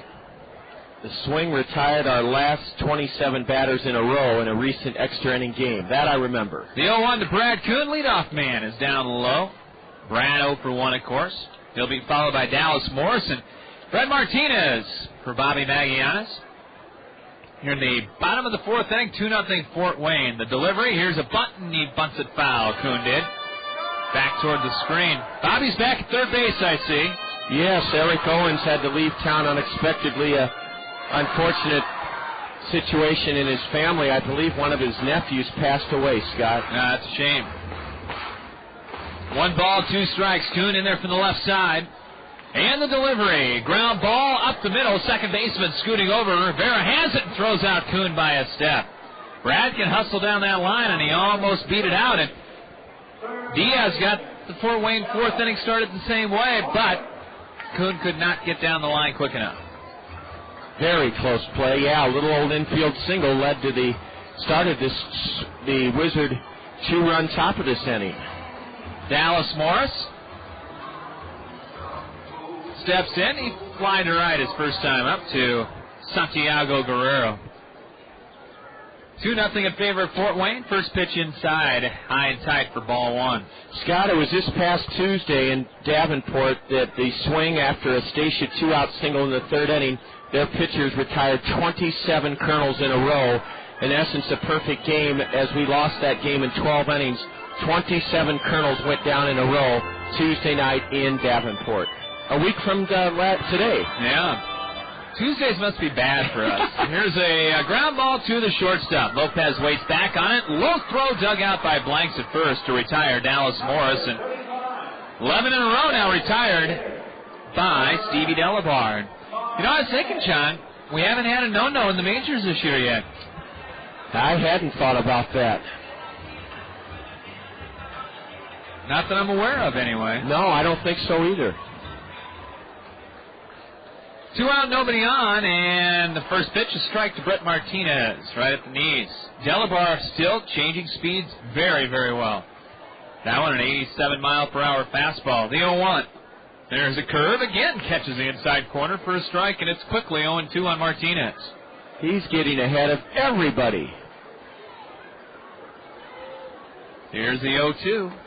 Strike 3 called. Good morning, good afternoon, good night to Martinez. He's out of there, and that's the 4th strikeout victim for Stevie Delabarre, who's been perfect through 4 innings. No runs, no hits, no errors, nobody left on base. We will quickly head to the top of the 5th inning. And our score after 4 complete, Fort Wayne 2, Cedar Rapids nothing, and you're listening to Kernel Baseball on the Kernel Radio Network.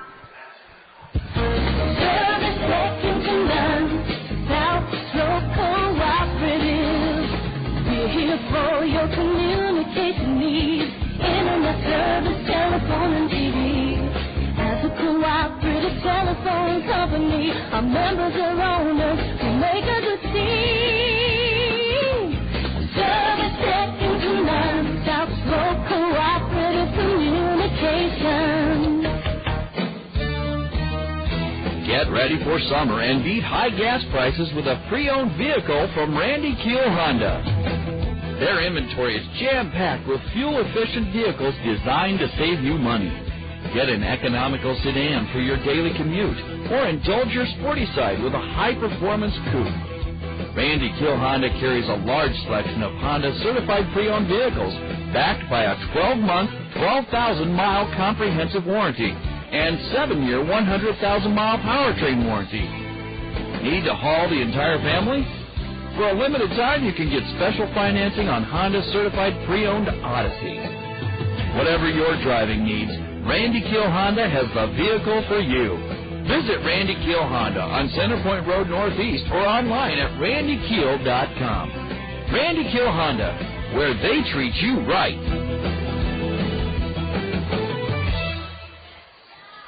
Back at Veterans Memorial Stadium, Scott Unash alongside the voice of the Kernels, John Rogers.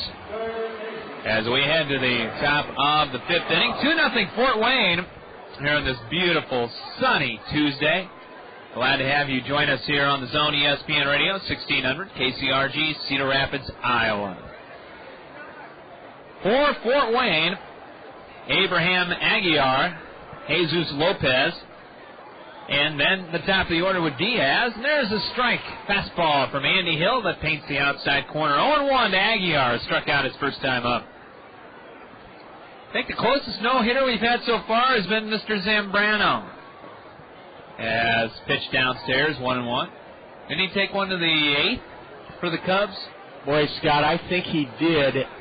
I just don't have the time I wish I did to follow the big league circuit. There's a swing and a high pop-up that'll drift foul for the Miller Mezzanine. And they will get a souvenir. I think it was in Cincinnati at Great American Ballpark that Zambrano had a no-hitter into the 8th. I think that was broken up by Ryan Friel. Here's the 1-2 from Hill. Check swing. Did he go around? No, he did not, according to the base umpire, Anthony Davis. Ryan Friel played in Burlington, Scott. Yes, he did. When the Bees were a Reds affiliate. That's when they had the 2 affiliates. That's right. In this league. The 2-2. Curve just missed. And the count goes full. One of the few full counts we've had as the hot corner grill is making us hungry here and wafting some smoke across the infield. The 3-2. Tapper foul. Scott, I'll still never forget when you and I and Rob Dibble were here for the All-Star game. We darn near had to call the fire department. Remember that? Couldn't get the burgers done quick enough that night. That was a fun night. Yes, it was. Brandon Wood won the home run hitting contest. That's right. The payoff, 3-2 line drive, one hopper, backhanded short. Infante's throw, and he got him. That was one of the best ones of the year right there. Infante, a headlong dive in the hole at short, got up and threw out Aguiar. It was hit like a bullet, Scott. One hop into the hole. Larry dove, to take a base hit away from Aguilar, then popped to his feet, and Infante had a cannon arm. And he got the throw to Trumbo. That was a spectacular play. As you said, one of the best all season turned in on the infield by the Kernels. Woo! That was a biggie. 1-0 to Jesus Lopez, inning 2-0-2, and he rifles one down the third baseline, fair into the corner. Madison Edwards will track it down. Lopez, the speedster, on his way to second with a sliding double. Double number 3 of the year for Jesus Lopez. The ball hit off the Union tarp cover, proudly proclaiming this stadium built with Union labor, and Madison Edwards barehanded it, Scott, and made a perfect throw into Albano, but feet first slide by Jesus Lopez, and he's in with the double. And now we've been out hit 5-0. How big is that play now by Infante? Oh, brother. It'd be a 3-0 game right now. That's right. Here's the top of the order with Diaz. Looked at second, and the delivery low and away for ball 1. Nothing doing in the Colonel bullpen yet. Andy Hill's not pitched a bad game, really. He suffered from the same thing Moose Mosbach has recently, lack of run support. Another nice article by Jeff Johnson. 1 out, short lead. Looked at second, the delivery, line drive right at Trumbo at first, and they're going to double up the runner. Throw to Infante at short, and doubled up at second is Jesus Lopez. Diaz hit it hard, John, but right at Mark Trumbo. And Mark caught it and then zipped the throw to Infante at short for the inning ending 3-6 double play. So, Kernels wiggle their way out of trouble in the top of the fifth inning. No runs, a hit, no errors. The double play erased the runner. Nobody left on base. Fort Wayne's left 2 on through 5 at bats. We'll head to the bottom of the fifth, halfway home this afternoon. It's Fort Wayne 2 and the Kernels nothing, and you're listening to Kernel Baseball on the Kernel Radio Network. Whether you're a serious athlete or a weekend warrior, injuries can take you out of your game. Smart athletes know that Physiotherapy Associates in Cedar Rapids are the experts in the treatment and prevention of sport-related injuries. Our expert staff serves the metro and surrounding area high school athletes. Physiotherapy Associates of Cedar Rapids, the smart choice in sports medicine. Call us at 398-1569. That's 398-1569. We'll get you back in your game today. Training and the highest quality craftsmanship in the world are 2 hallmarks of union workers. Prospective construction clients can depend on workers who have learned their craft and mastered their skills through the Cedar Rapids, Iowa City Building Trades and Construction Council world-class apprenticeship program. These experienced tradesmen will work with signed contractors to bring flexibility, efficiency, safety, and the highest skill and quality in the world to all building and construction projects. Eastern Iowa works best when we say union, yes. Technology pervades every aspect of our daily lives. This remarkable age we live in has a machine or a computer to meet almost all of our needs. But you won't find a technological device that can provide you with the personal attention for something as important as insurance. Neighbor Insurance Services, your professional Pekin insurance agency in Hiawatha, is trained on all insurance matters, including how much coverage is enough coverage. For personal attention to all of your insurance needs, see the insurance professionals at Neighbor Insurance Services in Hiawatha. Bottom of the fifth inning, and the Kernels still looking for their first hit of the afternoon. 2-0 Fort Wayne as we head to the bottom of the fifth inning. We'll have the Springhouse Family Restaurant baseball trivia question coming up in the next inning. John's got a good one for you today. There's a jam shot foul off to the right by Flint Whipkey. Middle 3, the Colonel order, Whipkey, Trumbo, and Infante. Maybe that defensive prowess in the top of the fifth inning will get to the bats here in the bottom of the fifth, John. We need something to spur us alive. You're right, Scott. Great play by Infante to take a hit away from Abraham Aguilar, and then a double play started by Trumbo on a line drive by Javis Diaz. 1 ball, 1 strike as the pitch was in the dirt. Whipkey in there from the right side. And the delivery, line drive in the left center field, and that's going to be the first hit. Might be more. To the wall, the ball will go. Sanso cuts it off, and standing at second with the first Colonel hit of the day is Flint Whipkey. And a leadoff double here in the bottom of the fifth. Double number 11 for Flint, who's been swinging the bat very well the last 2 weeks. And as you said, Scott, the defensive gems turned in by the Kernels may be turning the tide a bit. Not only was that the first Colonel hit of the day, it's our first base runner. You can call off the press conference. That's right. There will be no no-hitter here this afternoon. Mark Trumbo been swinging a hot bat as of late, a .220 hitter for the season. 9 homers, 31 RBIs, and Mark represents the tying run. 2-0 Fort Wayne here. Look to second, short lead, and the delivery is inside with an off-speed pitch. Backs Trumbo off. Mark's been, the power's starting to come a little bit from Mark, too. Has 4 doubles and a home run in his last 6 games. Big crowd starting to get into it. The 1-0 inside, and now Trumbo up in the count, 2-0. Just past the top of the hour here, and you're enjoying the game with Scott and I here on ESPN Radio 1600, KCRG Cedar Rapids. The 2-0 with nobody out. Runner on at second. From the high set, the delivery. Inside, ball 3 to Trumbo. On deck, Larry Infante, last night's hero for the Kernels.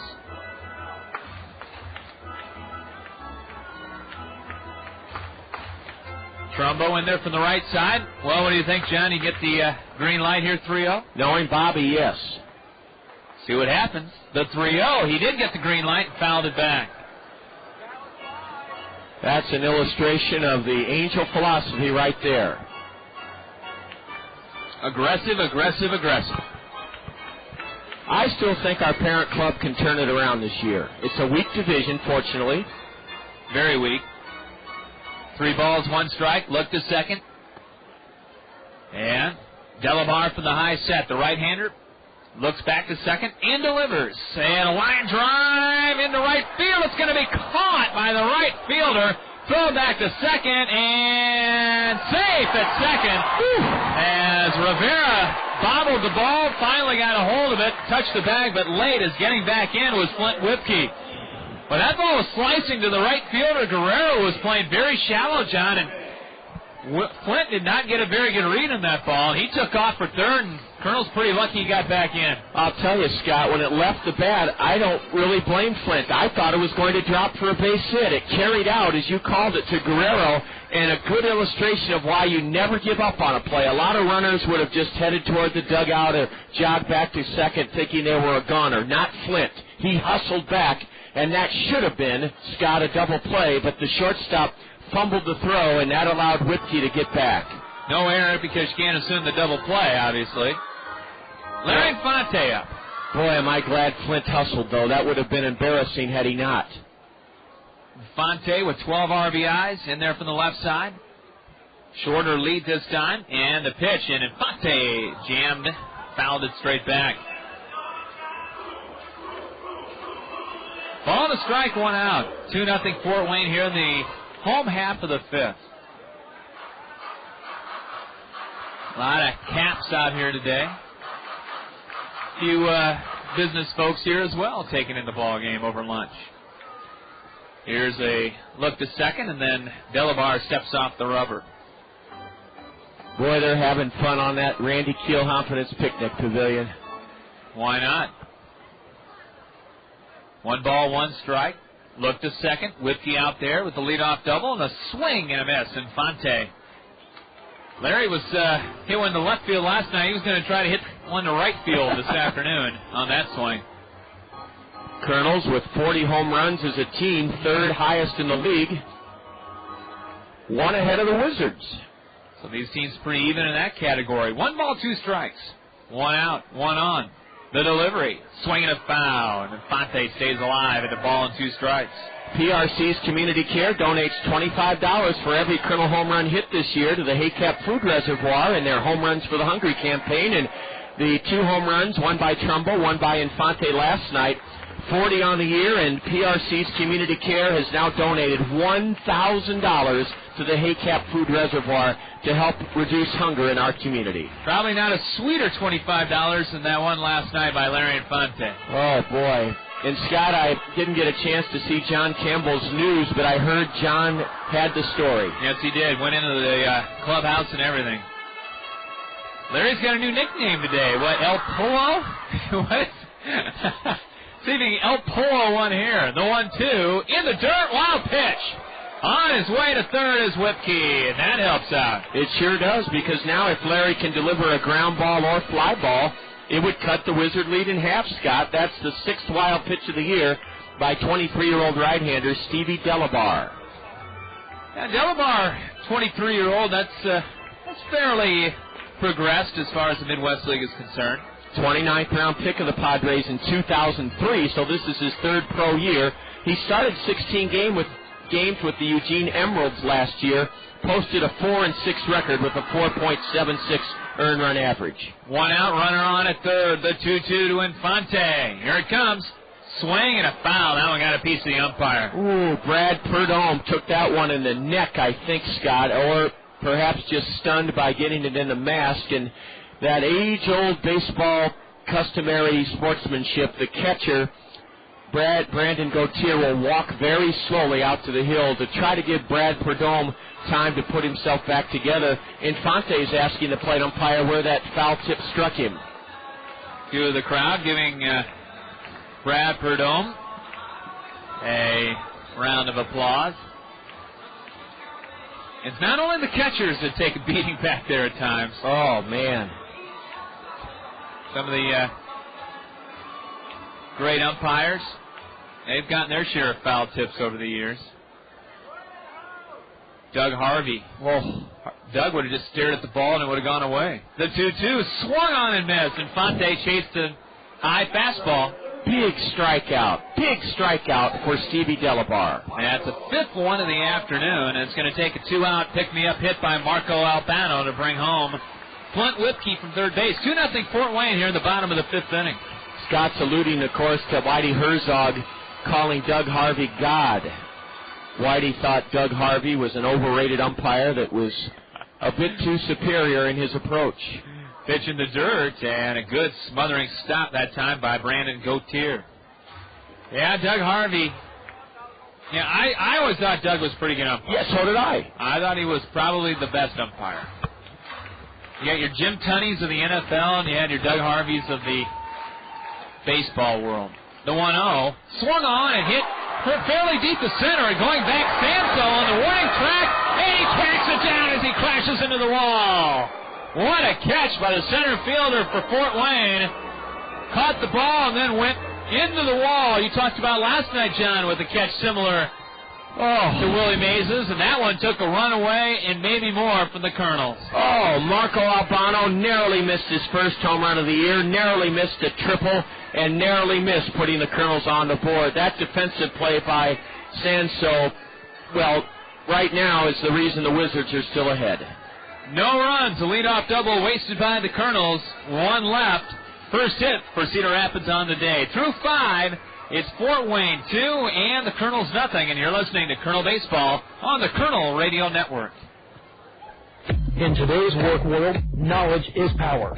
Training for modern job skills is opportunity and security. And you have one of the best choices for your future right here in Eastern Iowa. It's Kirkwood.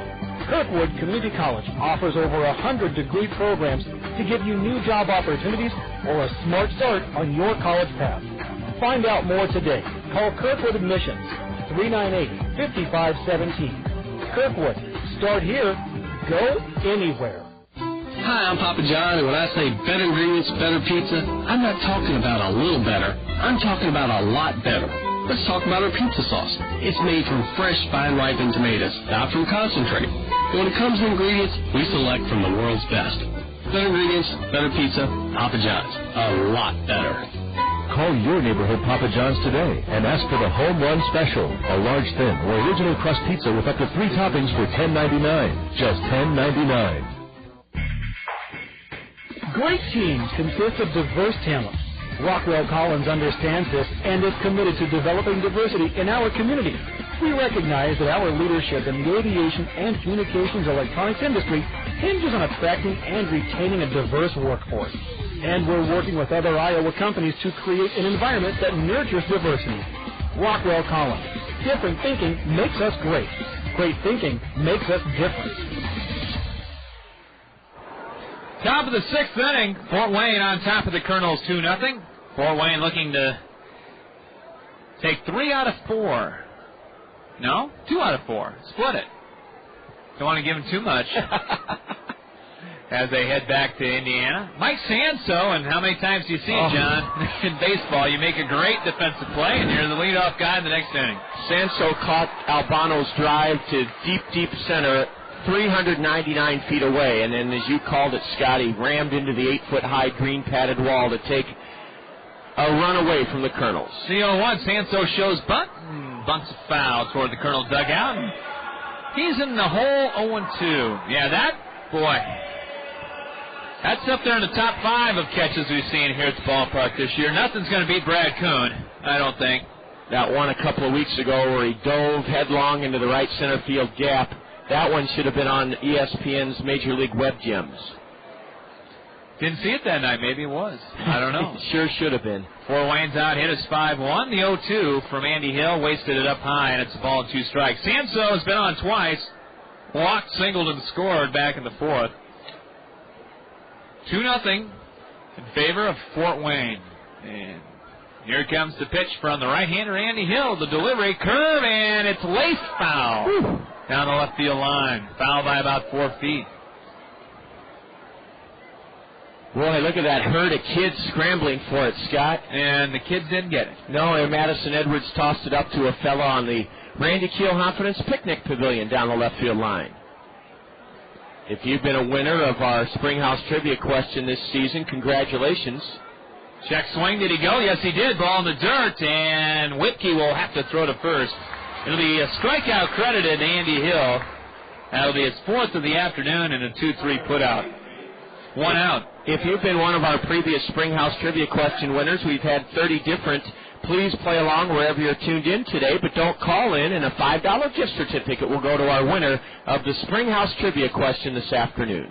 One of the great dishes that Lester and the gang serving at the Springhouse. They've got some salads, chicken strip salad, and one of my favorites, the taco salad for $5.20. Well, that's a bargain at the Springhouse. Baxter laces one foul. Almost ricocheted right back to Max Venable, the old San Francisco Giant. His son Will hasn't played the last 2 games. He's in the top 10 in hitting in the Midwest League. In fact, Will Venable is ranked 5th in the league in hitting with a .318 average. I'm not sure why he's out of the lineup. Pitch outside. 1 ball, 1 strike. Max Venable could hit. Yes, he could. I think he may have played here as a Cedar Rapids. Yes, I was going to say that. I think he may have, Scott. We're gonna check that out between innings. 1 ball, 1 strike, 1 out. The pitch. There's a strike, off-speed pitch on the outside corner. You got a great question today, John, for the folks. And again, if you've been a winner so far this season, please play along, but don't call in. We'll give you the question coming up in a moment. 1 ball, 2 strikes, 1 out. Bases empty. 2-0 Fort Wayne, top of the 6th. In Andy Hill's delivery, curveball laced into left center field. Edwards on his horse, dives. Did he come up with a sliding catch? Yes, he did.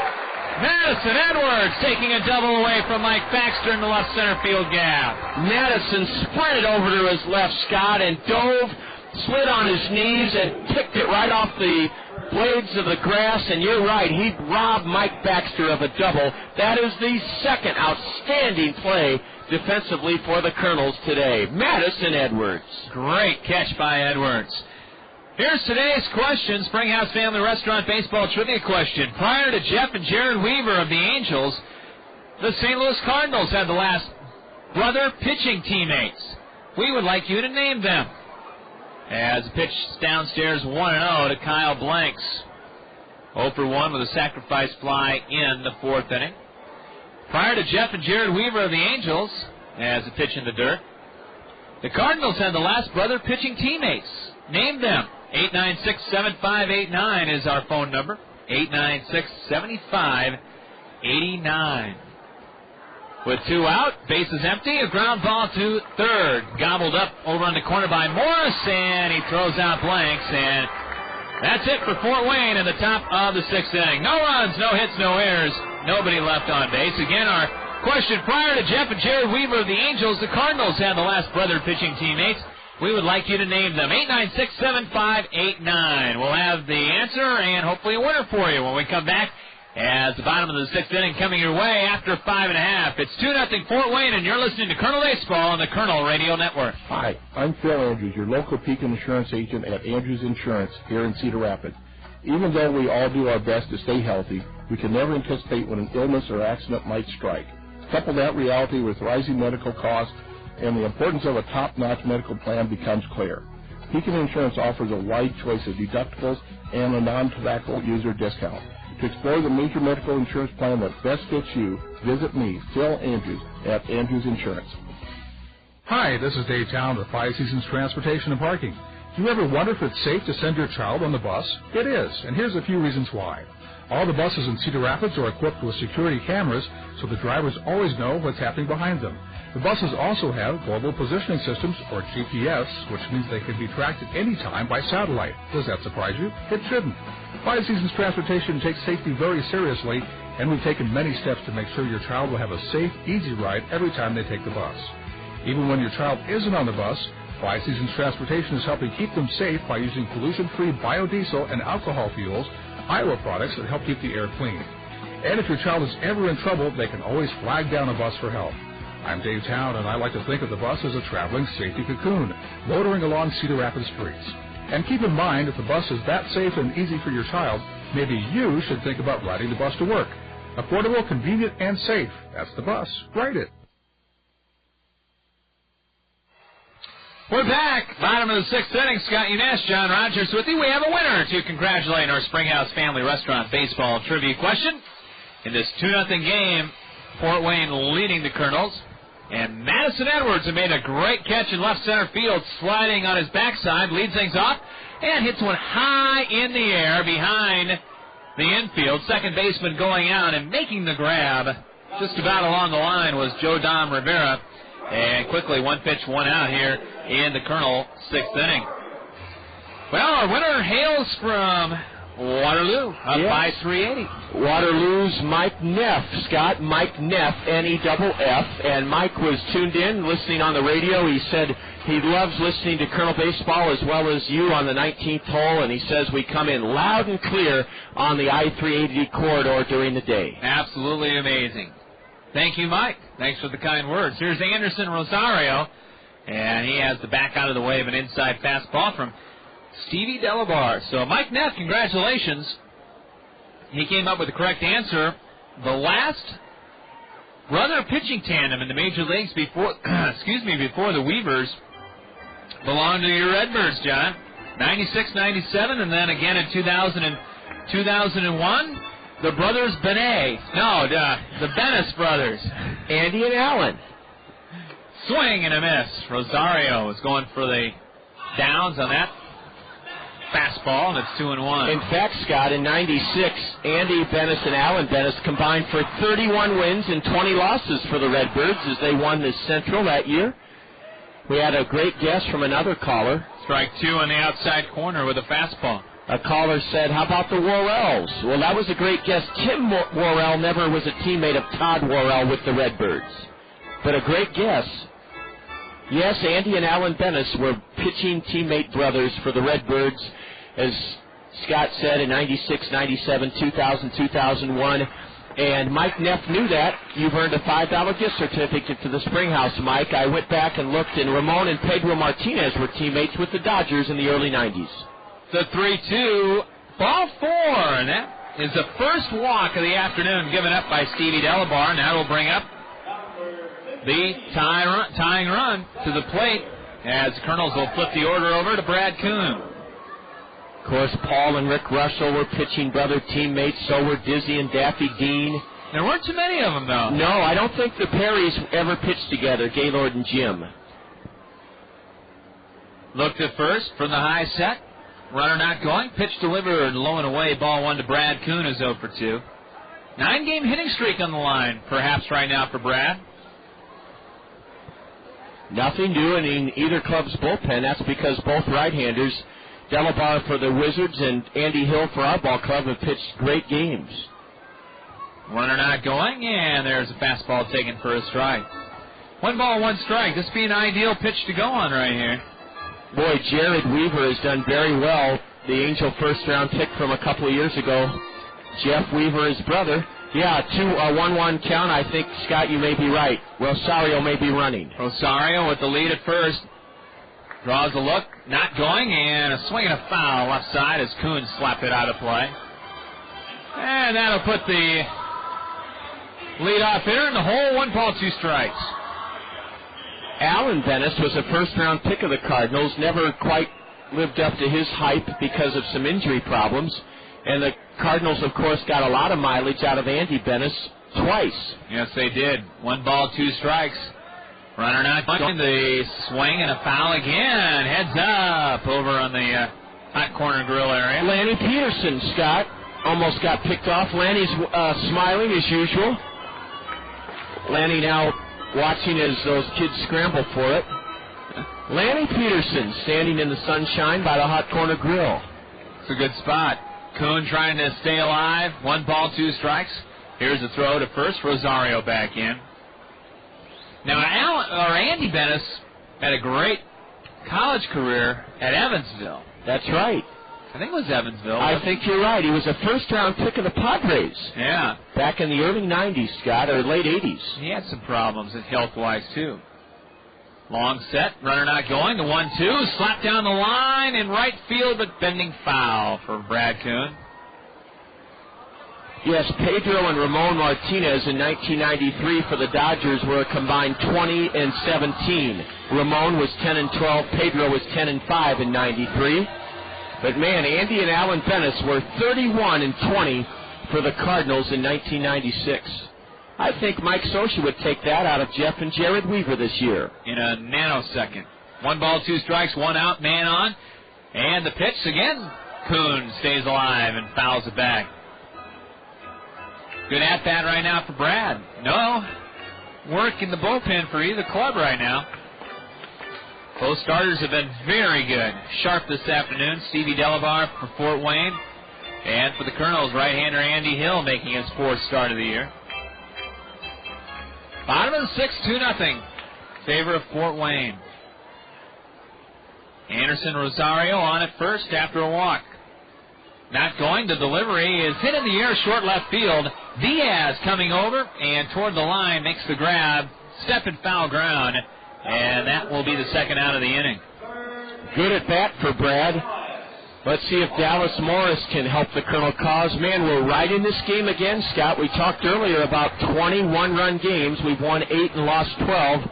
2-0 so far this afternoon, and the Colonels have just one hit, but are only down thanks to Andy Hill, 2-0. And the tying run still coming up to the plate with Dallas Morris. I really expect Dallas to have a big second half. Boy, we need it, don't we? He hit 300 last year and had 26 doubles with Orem.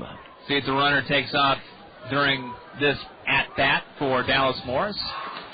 Rosario not going, and Dallas takes a curve for a strike. I think all the action in the bigs in the evening tonight. That's exactly right, Scott. 2 out, 1 on. High set, the 0-1 is slapped foul to our right. And it's quickly 0-2. I want to correct myself. Dallas Morris hit 302 last year with Orem, not 300, and he had 23 doubles, not 26. A lot of folks here. Great crowd on hand this afternoon to take in the ball game. No balls, 2 strikes to the right-handed hitting Dallas Morris. Here's the delivery. Strike 3 called. Aced him on the outside corner, and Dallas knew it. Good pitch by Stevie Delabar, and that is his 6th strikeout through 6 innings. No runs, no hits, no errors, a walk, and the Colonels leave a man on base. John will be back to take you through the 7th, 8th, and 9th. After 6 complete, it's Fort Wayne 2 and Cedar Rapids nothing, and you're listening to Colonel Baseball here on the Colonel Radio Network. Get ready for summer and beat high gas prices with a pre-owned vehicle from Randy Keel Honda. Their inventory is jam-packed with fuel-efficient vehicles designed to save you money. Get an economical sedan for your daily commute, or indulge your sporty side with a high-performance coupe. Randy Keel Honda carries a large selection of Honda certified pre-owned vehicles backed by a 12-month, 12,000-mile comprehensive warranty and 7-year, 100,000-mile powertrain warranty. Need to haul the entire family? For a limited time, you can get special financing on Honda certified pre-owned Odyssey. Whatever your driving needs, Randy Keel Honda has the vehicle for you. Visit Randy Keel Honda on Centerpoint Road Northeast or online at randykeel.com. Randy Keel Honda, where they treat you right. When you're in the market to buy or sell a home, how can you differentiate one realtor from another? The distinction is clear when you consider the remarkable offer that Dick Ramsey of Skogman Realty makes. Dick Ramsey's offer is unprecedented. Buy one of Dick Ramsey's homes, and Dick Ramsey will buy yours. That extraordinary pledge bears instant replay. Buy one of Dick Ramsey's homes, and Dick Ramsey will buy yours. For the best home buying or home selling experience in Cedar Rapids, turn to the home team. Skogman Realty's Dick Ramsey. Lots of Colonel fans here this afternoon. Familiar faces. Scott, you spotted the legendary former Jefferson Jayhawk football coach down below. Yeah, Bob Ask is here. I talked to Ryan Shubat in Davenport. He was there with his sister Jamie and his dad Gary Shubat, and Ryan says the Jayhawks are lifting weights and have their act together. They're looking forward with Ryan as the signal caller with Jefferson to a good season. Yeah, they're going to have a bounce back here, I think. Here's a bouncer right back to Andy Hill. The pitcher underhands to first in time to get Santiago Guerrero. One away here in the top of the 7th. 2-0 Wizards. They struck for the game's only 2 runs on 4 hits back in the 4th inning. The Kernels, meanwhile, have been shackled on just 1 hit, have only 2 base runners today against Stevie Delabar, the tall right-hander for Fort Wayne. Now the Kernels get Robert Romero up and throwing. Well, wait a minute. That may not be Robert Romero. Yes, it is Robert Romero in the Colonel bullpen. Strike one is called on the outside corner to Brandon Gauthier. We're going to use Bob Ask here in the next few months because we got a big milestone coming up this fall. Well, we had the 50th year at Kingston Stadium a couple of years ago, Scott. You relied on Bob Ask for virtually every piece of information regarding the history of Kingston Stadium. What's coming up? The 50th Washington Jefferson game. Wow. It's coming up this fall. Ball one is low to Brandon Gauthier, who's popped to second and flown to center. A bunt, and I think this will be good enough for a base hit. It is. Dallas Morris was rendered helpless as he came in and tried to barehand that bunt by the catcher. The last thing the Kernels expected was Brandon Gauthier to bunt his way on, but he did just that as he nestled it down the third baseline on the grass. Even if Dallas had barehanded it cleanly, Scott, I don't think he would have had a play. No, I'm pretty sure he wouldn't. Gauthier runs fairly well for a catcher. Now the batter is switch-hitting Jodam Rivera. Rivera has bounced back to Andy Hill twice. 2-0 Wizards. We're in the top of the seventh on this glorious Tuesday afternoon. A big Uncle Charlie is a strike call to the switch hitter, batting left-handed, making his debut for Fort Wayne. Well, Scott, go ahead. Oh, I was going to say Fort Wayne would love to get an insurance run right here. A throw to first, a leisurely toss by Andy Hill, and diving back safely, Gauthier. Scott, what are you hearing on the new racing track in Newton, Iowa? They started paving. They're going to be ready to go in September. A line shot into right. That's a base hit. Rounding second and holding on is Gauthier. And the Wizards are threatening to add to their lead here. They have 2 on and only 1 out. And let's see if Kernan Ronan has a Mercy Medical Center heart-to-heart talk with Andy Hill. Yes, he will. And Scott, this heart-to-heart conversation between Andy Hill and Kernan Ronan is sponsored by Mercy Medical Center. Absolutely, and you owe it to yourself and the people who love you to find out what your risk of heart disease is with just a $35 heart-to-heart screening from Mercy Medical Center. It's quick, it's easy, and the best part, it's convenient, and it could save your life. Call Mercy today at 398-6821 for an appointment. Kernan has ended his Mercy Medical Center heart-to-heart conversation with Andy Hill.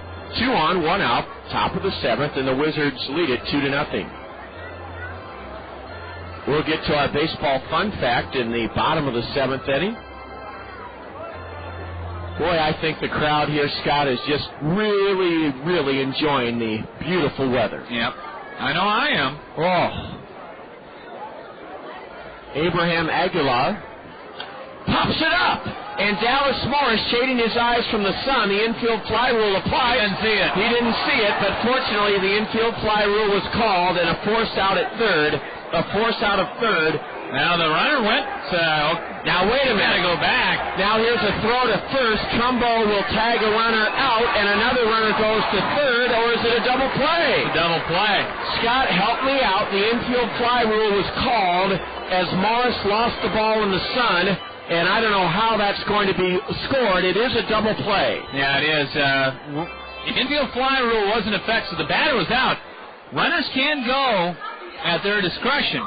Runner from first made a mistake, John. He just took off, Rivera, and he was stuck in no man's land. So it went Infante, the shortstop, to Mark Trumbo, who tagged out Jodam Rivera. It went 6-3. First credit Morris with a putout, right?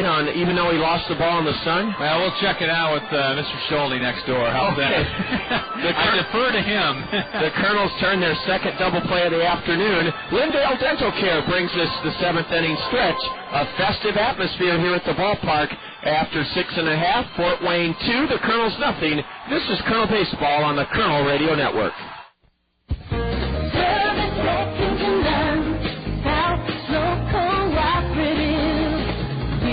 For your communication needs, internet service, telephone, and TV. As a cooperative telephone company, our members are owners who make us a team. Service second to none, South Slope Cooperative Communication. Are you looking to take your baseball or softball game to the next level? The premier place to do it is Perfect Game, located across the street from Veterans Memorial Stadium. Perfect Game's professional baseball and softball instructors will help improve your pitching, hitting, throwing, fielding, and base running abilities in Iowa's premier training facility. For the best individual baseball and softball instruction and training, visit Perfect Game. That's Perfect Game, just a fly ball away from Veterans Memorial Stadium. When it comes to making buying decisions, people let their fingers do the walking through Yellowbook Yellow Pages. It's no wonder. Yellowbook's packed with ads, coupons, restaurant menus, and more. Delivering to homes and businesses throughout the area, Yellowbook combines the features consumers want with advertising rates business owners can afford. To place your ad, call 1-800-YB-YELLOW. That's 1-800-YB-YELLOW. Yellowbook, not the other book. Here we go to the bottom of the 7th inning, and Scott Unash, you have a clarification from Rod Schulte, our official score, on that unusual infield fly rule double play that ended Fort Wayne's top of the 7th. Yeah, give the put out on the batter to Dallas Morris. It'll be a pop out to the third baseman, and then a 6-3 back into that double play.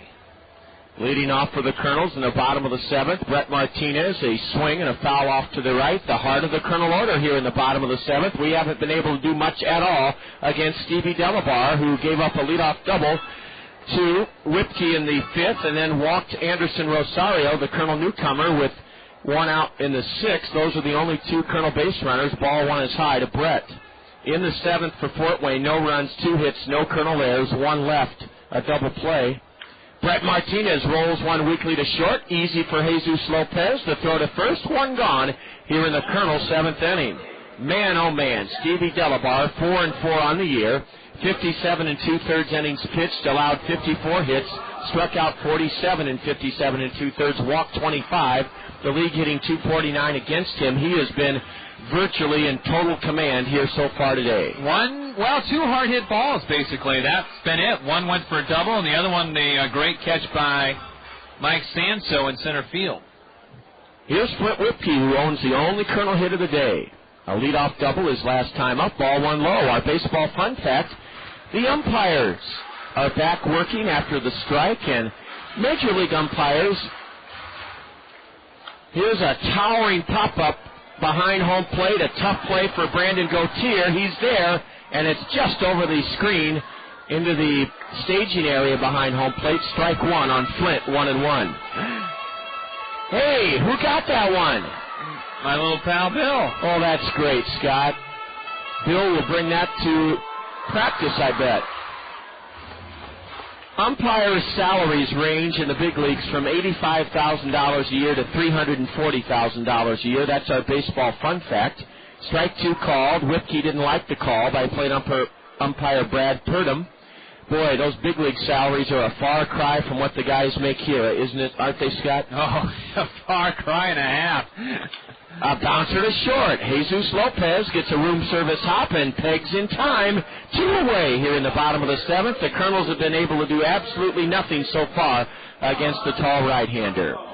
Scott, an addendum to our baseball fun fact, the umpires also get a postseason bonus, a per diem stipend for lodging, food, and transportation. And here's the kicker. I never thought when this was instituted 15 years ago, 31 paid vacation days during the season. That's a month off. They can take it at different times. And I'm not begrudging the umpires' days off. I just never thought I'd see that into a contract. Yeah.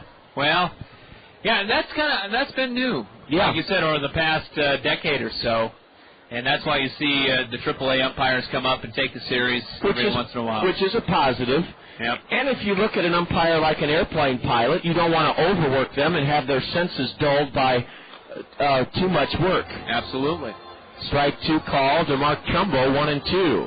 But big league umpires make from $85,000 to $340,000 a year. And I'll share a story that my dad told me about NHL referees in a moment. Swing and a tip foul by Trumbo. 2 gone, nobody on, bottom of the 7th, 2-0 Wizards. My dad was on a flight back in the 70s, and one of the stewardesses saw the briefcase that said NHL, and he was an NHL referee, the 1-2. Mark takes it out low and away. And I know I've told this story before, Scott. One of the passengers asked the stewardess, what is that? Or the stewardess asked the passenger, what does your briefcase mean? NHL. And instead of saying NHL National Hockey League, he said no home life. Ground ball hard to third. Abraham Aguilar has it, throws out Trumbo, and another 1-2-3 inning for Stevie Delabar. Delabar now has retired the Kernels in order 5 out of 7 times today. Yes, those initials the passenger told my dad stood for no home life, and we'll talk about the tough life umpires have to endure when we return. As we go to the 8th inning, it's still Fort Wayne leading the Kernels 2-0. We'll have a new pitcher to tell you about after 7, 2-0 Wizards. This is Kernel Baseball on the Kernel Radio Network. When it comes to auto insurance, Westside Agency in Palo, your professional Pekin insurance agency, will make certain you're properly insured with the right coverages and deductibles. Westside Agency will tell you about the money-saving discounts from Pekin Insurance. Multi-car discount, good student discount, loss-free discount, 45-plus auto discount, auto home discount, low mileage discount. To see if you qualify for any of these auto discounts that will lower your premiums, visit Westside Agency in Palo.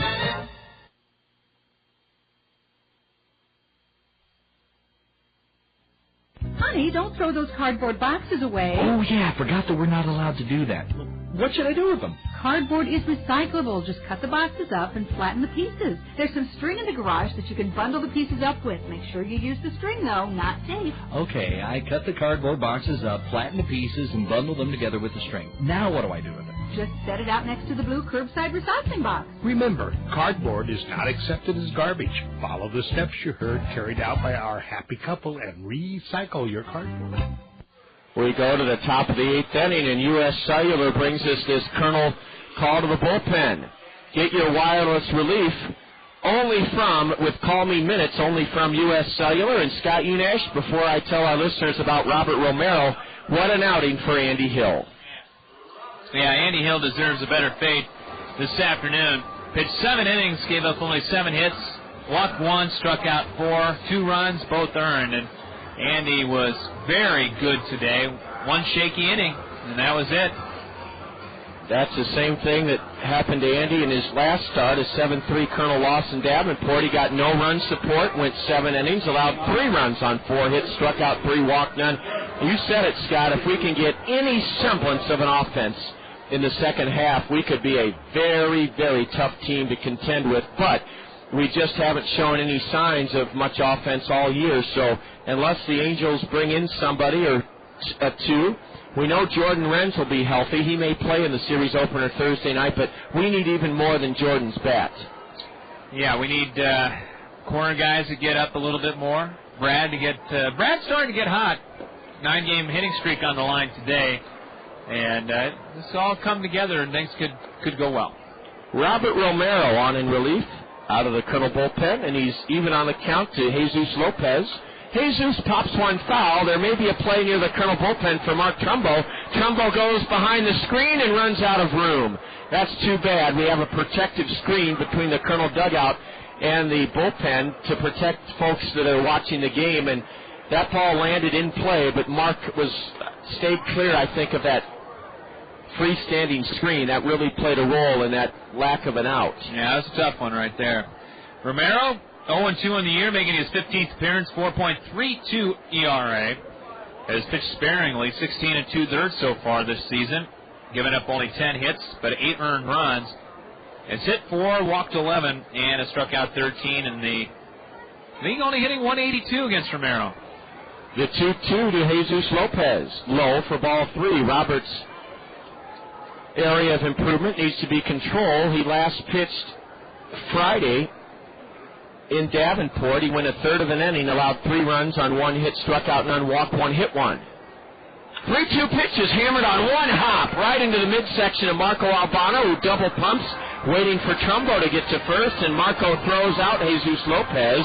1 away here in the Fort Wayne 8. They lead it 2-0. And, man, has the Colonel defense been sparkling today. Certainly has been. That was just the way you draw it up. You stay in front of that ball no matter what.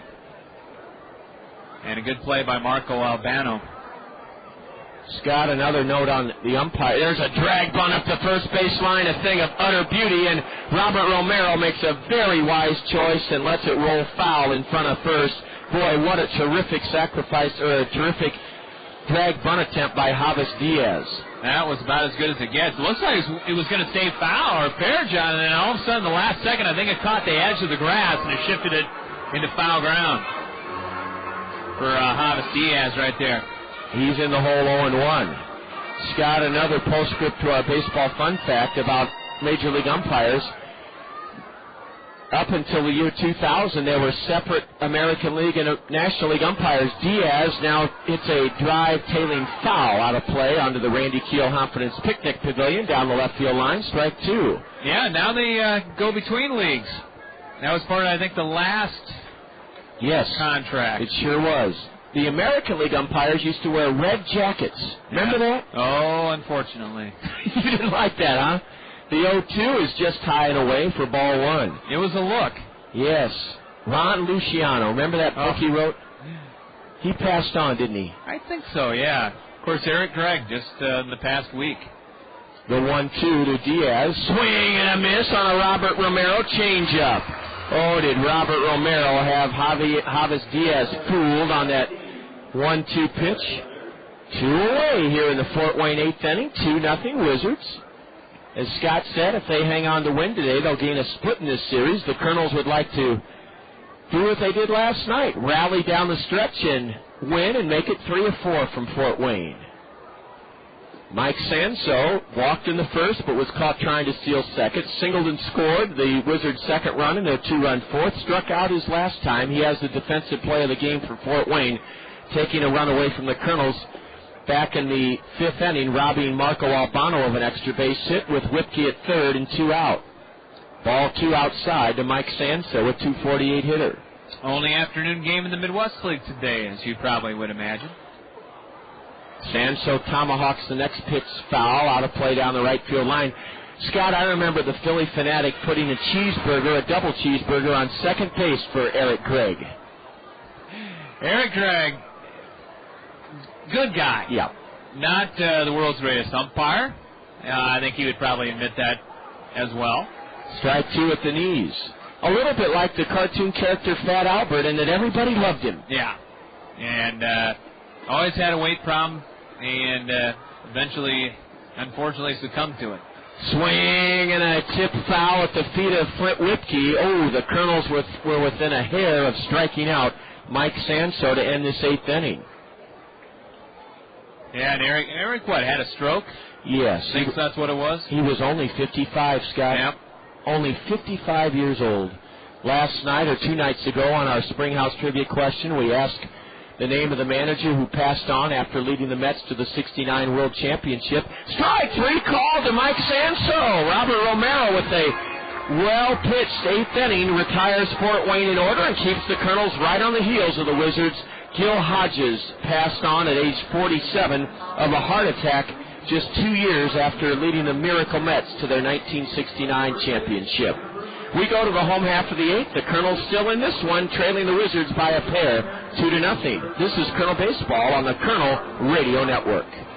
The hottest feature in beautiful Veterans Memorial Stadium is the coolest place. It's the Whirling Waters Home Run Hot Tub. How can you and your friends relax and splash it up from the most coveted spot at the ballpark?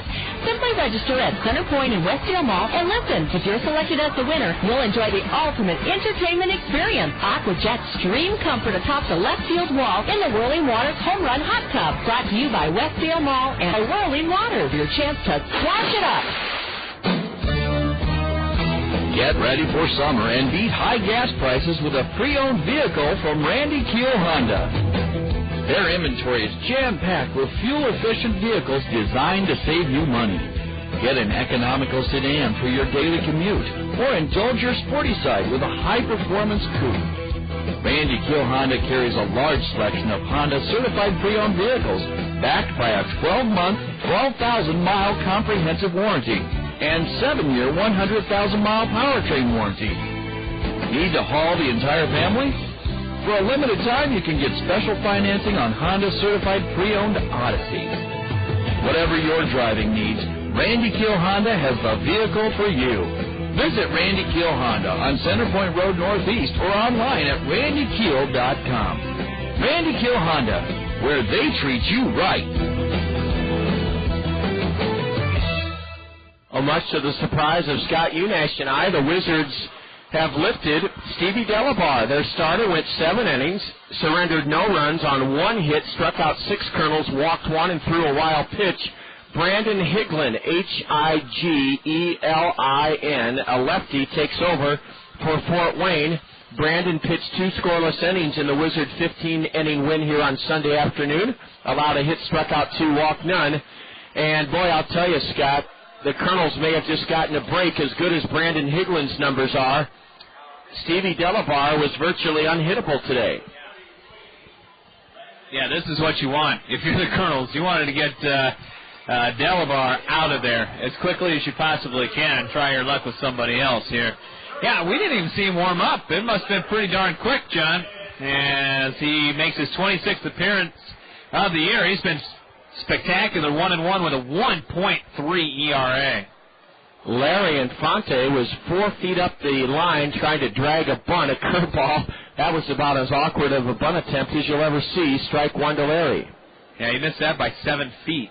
He was hoping for an inside fastball. Larry Infante dumps a base hit into shallow left. Let's see if he can turn it into a double. Larry rounds first and holds on as Javis Diaz gets it back in. And Larry Infante is aboard, bringing the tying run to the plate here in the bottom of the 8th inning. Larry squirted one off the end of the bat. Wasn't hit very cleanly, Scott, but it's a base hit. Boy, if you could have seen the facial expression of Abraham Aguilar at third base, he just put his head down and said, "You got to be kidding me." Well, let's hope that's the start of something for the Kernels. As Scott said, we're glad it's Brandon Higlin in the game as ball 1 is low and outside to Marco Albano. 34 2/3 has given up only 23 hits, 5 earned runs, has walked 9, and has struck out 38.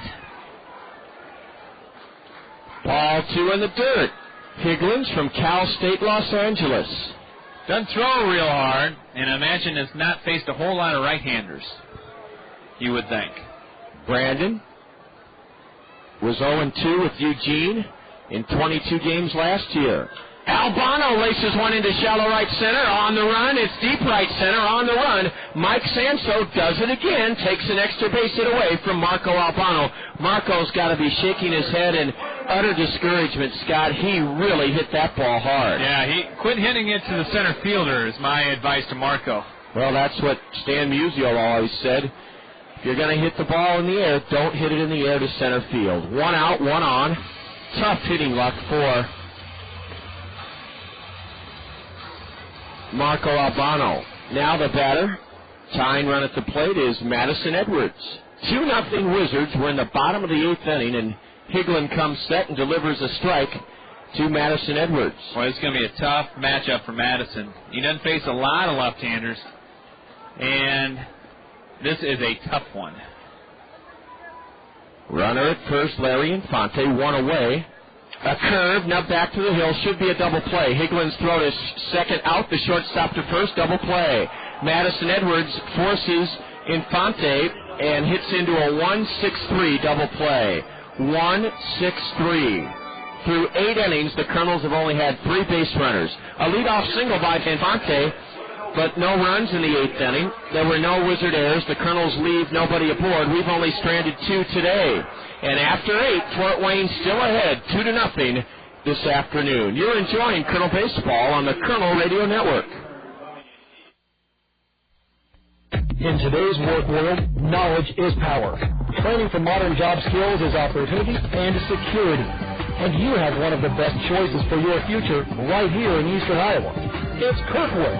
Kirkwood Community College offers over 100 degree programs to give you new job opportunities or a smart start on your college path.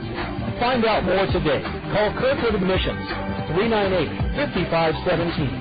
Kirkwood, start here, go anywhere. Hi, I'm Papa John, and when I say better ingredients, better pizza, I'm not talking about a little better. I'm talking about a lot better. Let's talk about our pizza sauce. It's made from fresh, fine-ripened tomatoes, not from concentrate. And when it comes to ingredients, we select from the world's best. better ingredients, better pizza, Papa John's. A lot better. Call your neighborhood Papa John's today and ask for the Home Run Special, a large, thin, or original crust pizza with up to 3 toppings for $10.99. Just $10.99. Great teams consist of diverse talent. Rockwell Collins understands this and is committed to developing diversity in our community. We recognize that our leadership in the aviation and communications electronics industry hinges on attracting and retaining a diverse workforce. And we're working with other Iowa companies to create an environment that nurtures diversity. Rockwell Collins. Different thinking makes us great. Great thinking makes us different. Welcome back to Veterans Memorial Stadium. This game is less than 2 hours old. We go into the top of the ninth inning, 2-0 Fort Wayne. And a U.S. Cellular call to the Colonel bullpen. Get your wireless relief with Call Me Minutes only from U.S. Cellular. Scott Unash, ordinarily ball clubs at any professional level don't like to use their closer in a non-save situation, but in this case, with the day off tomorrow, Ryan Aldridge hasn't worked since Friday, a save in Davenport, and he's on here to work tonight. Making his 15th appearance of the year, a record of 0-2, a 3.86 ERA, 7 saves on the year for Aldridge. 16 in the third innings pitch, giving up 15 hits, 7 earned runs, has walked 5 and struck out 24 batters on the year for Ryan Aldridge, the right-hander. Ryan, 2/3 of an inning on Friday night in Davenport. Allowed no runs, 1 hit, struck out 2. He helped the Kernels break a 6-game losing skid. Aldridge will face the middle of the Wizard order here in the top of the ninth inning, 2-0 Fort Wayne. And Ryan's first pitch is downstairs for a ball. Well, Scott, it's been a pleasure having you along here today. I hope we can keep it a 2-0 game and then do what we did last night and come up with 3 runs in the bottom of the ninth to win it. A high pop foul off to the left by Mike Baxter. Boy, your summer is a cherished time because I think between your football broadcasts, your basketball, your car racing, Scott, you probably do over 200 play-by-play events a year now, don't you? Well, I've never added them up, John. I bet Christy has. Probably. Well, we sure appreciate you carving out the time, and you told me last week, John, I'll be there on Tuesday. Yeah, I'm a man of my word. You sure are. The 2-1 to Mike Baxter. Sliced into left, coming on, Madison Edwards, he's there and has it. Mike Baxter got good wood on it, and lines out to left. 1 gone here in the ninth inning. The only 2 runs scored today were by the Wizards against Colonel starter Andy Hill back in the 4th inning. The Kernels have only 2 hits and 3 base runners through 8 innings against Stevie Delabar and Brandon Higlin. 1 gone, and here's Kyle Blanks.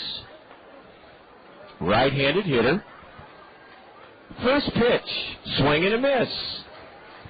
We've kind of held Blanks down a little bit. I hate to say it when he's up there right now, but that's all right. He did deliver a sacrifice fly in that 4th inning to give the Wizards their first run, but yeah, we've held him in check most of the series. Ball 1 is low, a slider from Ryan Aldridge, 17th round pick by the Angels in 2004. Ryan is very good friends with Chris Howell, fellow Colonel relief pitcher. Chris's parents are here, Sammy and Gail Howell. Ball 2 outside to Kyle Blanks.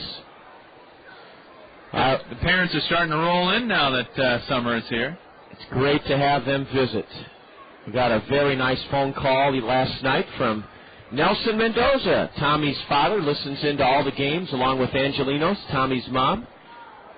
Appreciate their kind words on my answering machine. Here's a swing and a pitch whistled foul. That has one of our pep squad members flinching behind a plate. Can't blame her for that. Remember, we'll open a 4-game series right here at the ballpark Thursday night against Beloit. It's a Thirsty Thursday, Bucket Cup Thursday. Got a lot of stuff coming in those 4 games. Strike 3 called, a slider on the inside corner, and Kyle Blanks is gone. 2 away here in the top of the ninth inning. Yes, we do, Scott. Thursday evening, 12-ounce beer and 12-ounce soda and slushies are only $1. Bottled water and bottled soda only $2. And then Friday,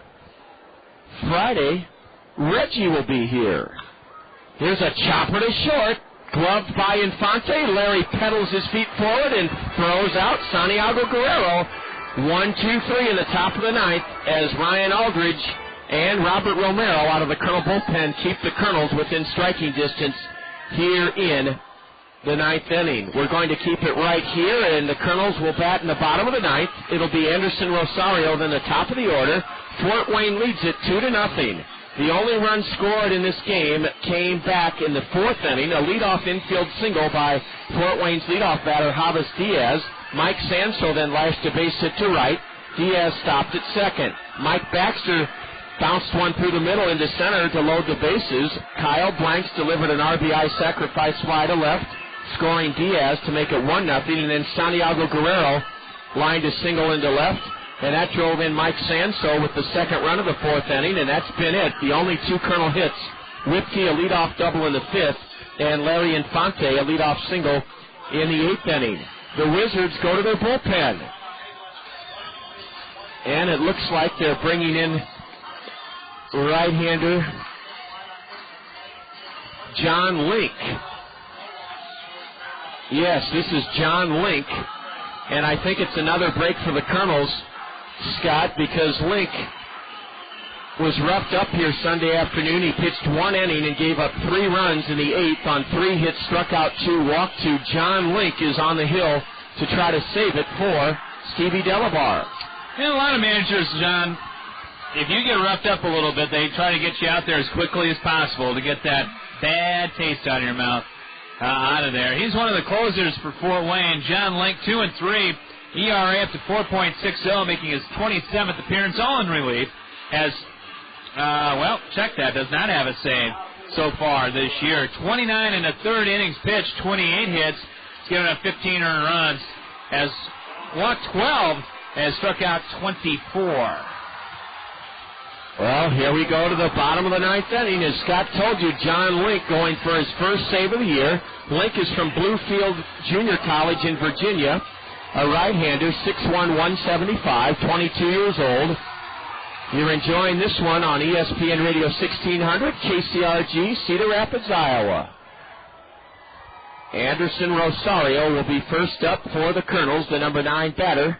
Ball one low from right-hander Jon Link, Link. Baseball is a crazy game, John. This year, after last year, during the afternoon games, about 6 times we went long. Here's a base hit into left by Anderson Rosario. Only the third hit of the day for the Kernels. Anderson Rosario reaches for the second straight time. And Scott, I didn't mean to cut you off in midstream. Oh, that's fine. Yes, last year's noon games win forever. That's right. So we decided this year not to have 3 o'clock shows on during day games. And I think there's only been one game so far this year that has been a long one. You're right, Scott. All right, here's Brad Kuhn. Nothing for 3 today. Has hit safely in his last 9, and ball one low from Jon Link. The Kernels are trying to rally. So Brad will get a chance to extend the hitting streak. Yes, he will. Kernels trying to rally here in the bottom of the ninth inning after tying run at the plate. The 1-0 to Kuhn. Low, ball 2 from Jon Link, Link. Here comes the catcher, Gautier, out to talk to the right-hander.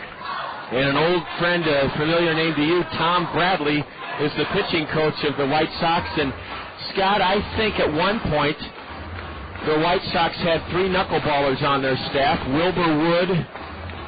Didn't Tom Bradley throw a knuckleball? Oh, I think so. And I can't remember. They had a third knuckleballer. Might not have been exclusively. Stan Bonson. Yes. Very good, John. The 2-0 to Brad Kuhn. Will he be swinging? No, and a strike at the knees. It's 2-1 to Brad. Bottom of the ninth inning. 2-0 Wizards. The Kernels have Anderson Rosario aboard at first with nobody out. Link's 2-1. Ground ball up the middle. That's a base hit. Stopping it. Rosario will try for third, and no throw. It's first and third. Nobody out for the Kernels here in the bottom of the ninth inning. And Brad Kuhn extends his hitting streak to 10 games. Now the crowd of 2,678 getting a little vocal. Yes, they are. Let's see if Tom Bradley comes out of the Wizard dugout. Anderson Rosario took third. The center fielder, Mike Sanso, determined to keep the tying run at first, made the right throw. It's first and third, nobody out, and here's Dallas Morris. Dallas is nothing for 3 today. The Kernels have runners at the corners, nobody out, trailing 2-0 here in the bottom of the 9th inning. Link comes set. Swing and a miss. Dallas pulled off a breaking pitch, strike one.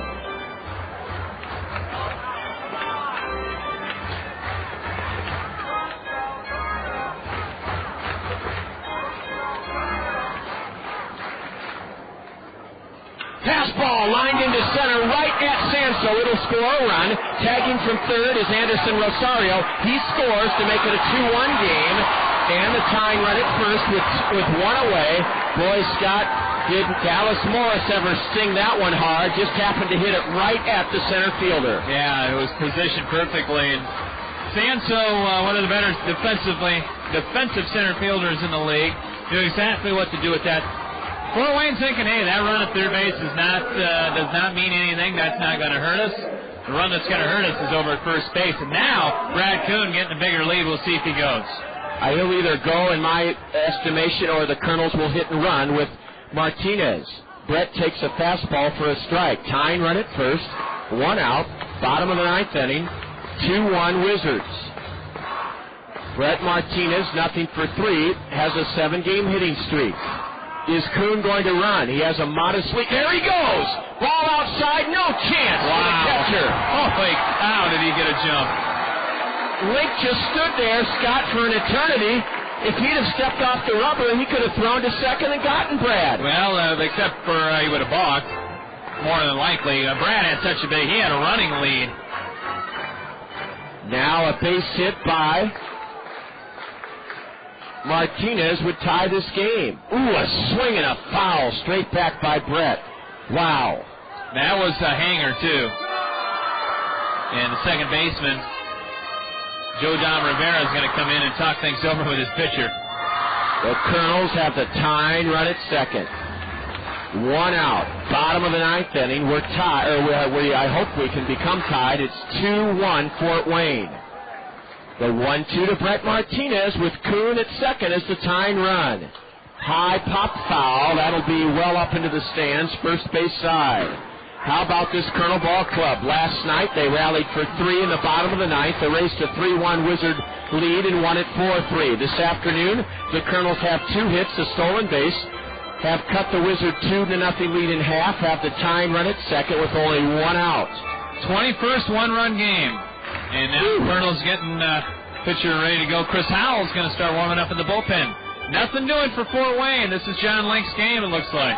2,678 looking on this afternoon. Brett Martinez, a slightly open stance. Still in the hole, 1 and 2 as Link comes set below the chin, checks the tying runner Kuhn at second, spins and looks Brad back to second base. And you get the customary balk calls. Kuhn's steal was his league high 23rd of the year. Brett Martinez bounces one foul behind the plate. I'll tell you one area we've really improved the last week and a half, Scott. We have drastically cut down on our number of strikeouts. And a point of emphasis. Yes. For the entire ball club. Yet another 1-2 delivery from the Wizard right-hander after checking Kuhn. High, a fastball. It's 2-2 now to Brett Martinez. As Scott said, the Kernels have Chris Howell warming up down the right field line. He stopped throwing. The Kernels would love to tie it or win it here in the bottom of the 9th inning. Brett takes a curve just high, Scott. Wow. The crowd behind the plate thought we were goners. They thought Brett Martinez would be called out on strikes. Didn't miss by much. Now the payoff pitch to Martinez with the tying run at second. Swing and a miss. That was a hanging curveball, and Brett couldn't keep the front shoulder in. He was going for the down, Scott. I don't think that was that good of a curveball. No, it wasn't. It stayed up in the zone like you mentioned. And now it's up to Clint Whitkeys. got a double today. Well, if anybody can do it on this Kernel Ball Club, it's Flint Whitkey.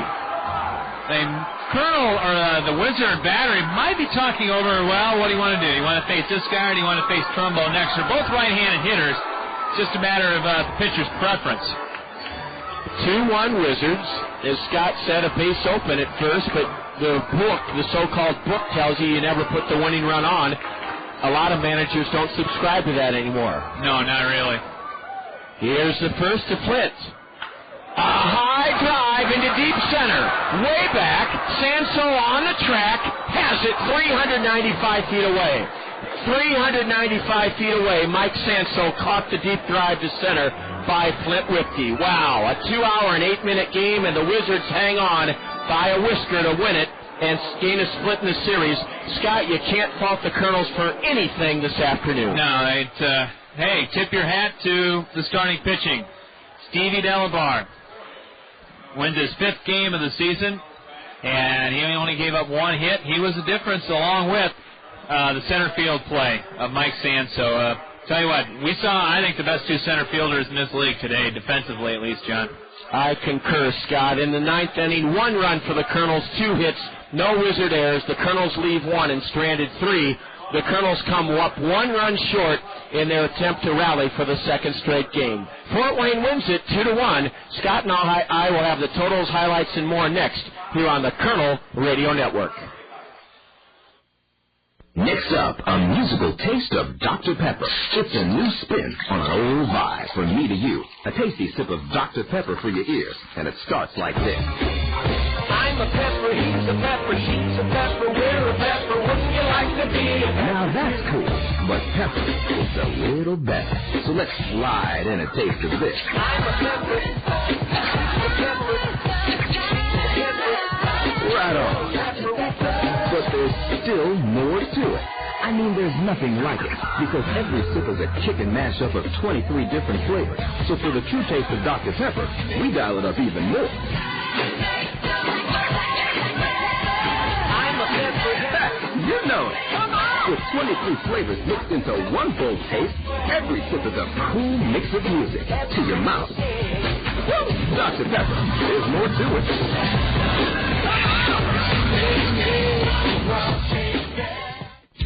Your home is a place for savoring all the good things in life. It's a place for celebrations.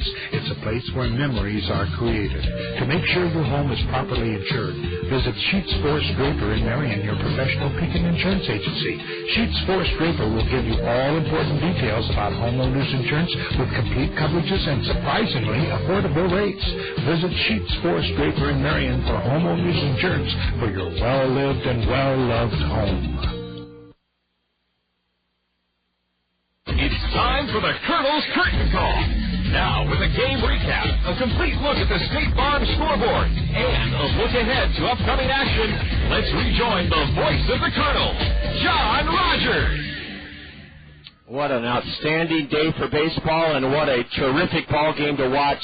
Fort Wayne gains a split in the 4-game series with a hard-fought 2-1 victory that was highlighted by just really strong pitching and great defense. Scott Unash, even though we came out on the short end today, this was a marvel to watch, this level of baseball here in the Midwest League. Yeah, you and I both, and we've talked about it over the years, this is the type of game we love.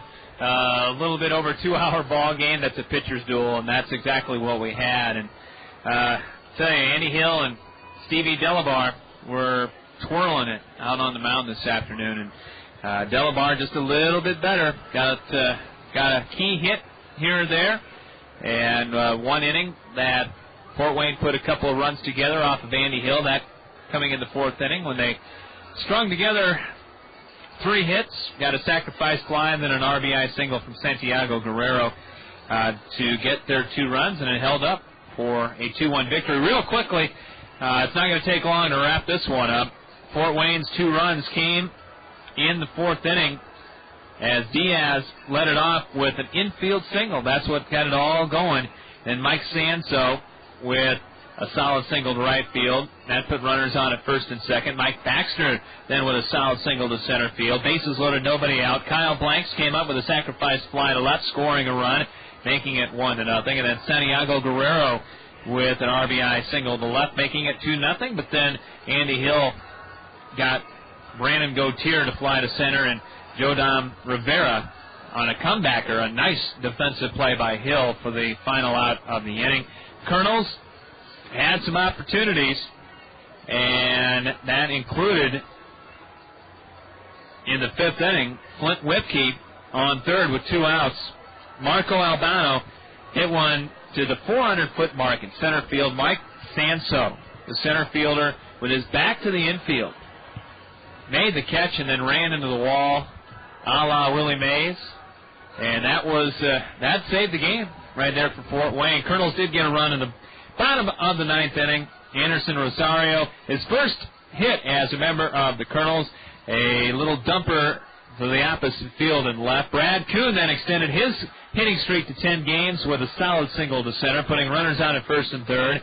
Sacrifice fly by Dallas Morris cut the lead to 2-1. Brad Kuhn with his league-leading 23rd stolen base, but then a Brett Martinez strikeout, and then Flint Whipke hit one about as far as you can in the ballpark, but that man, Sanso, came up with the catch again for the final out of the game. 2 runs, 7 hits, no errors, and only 3 left on for Fort Wayne.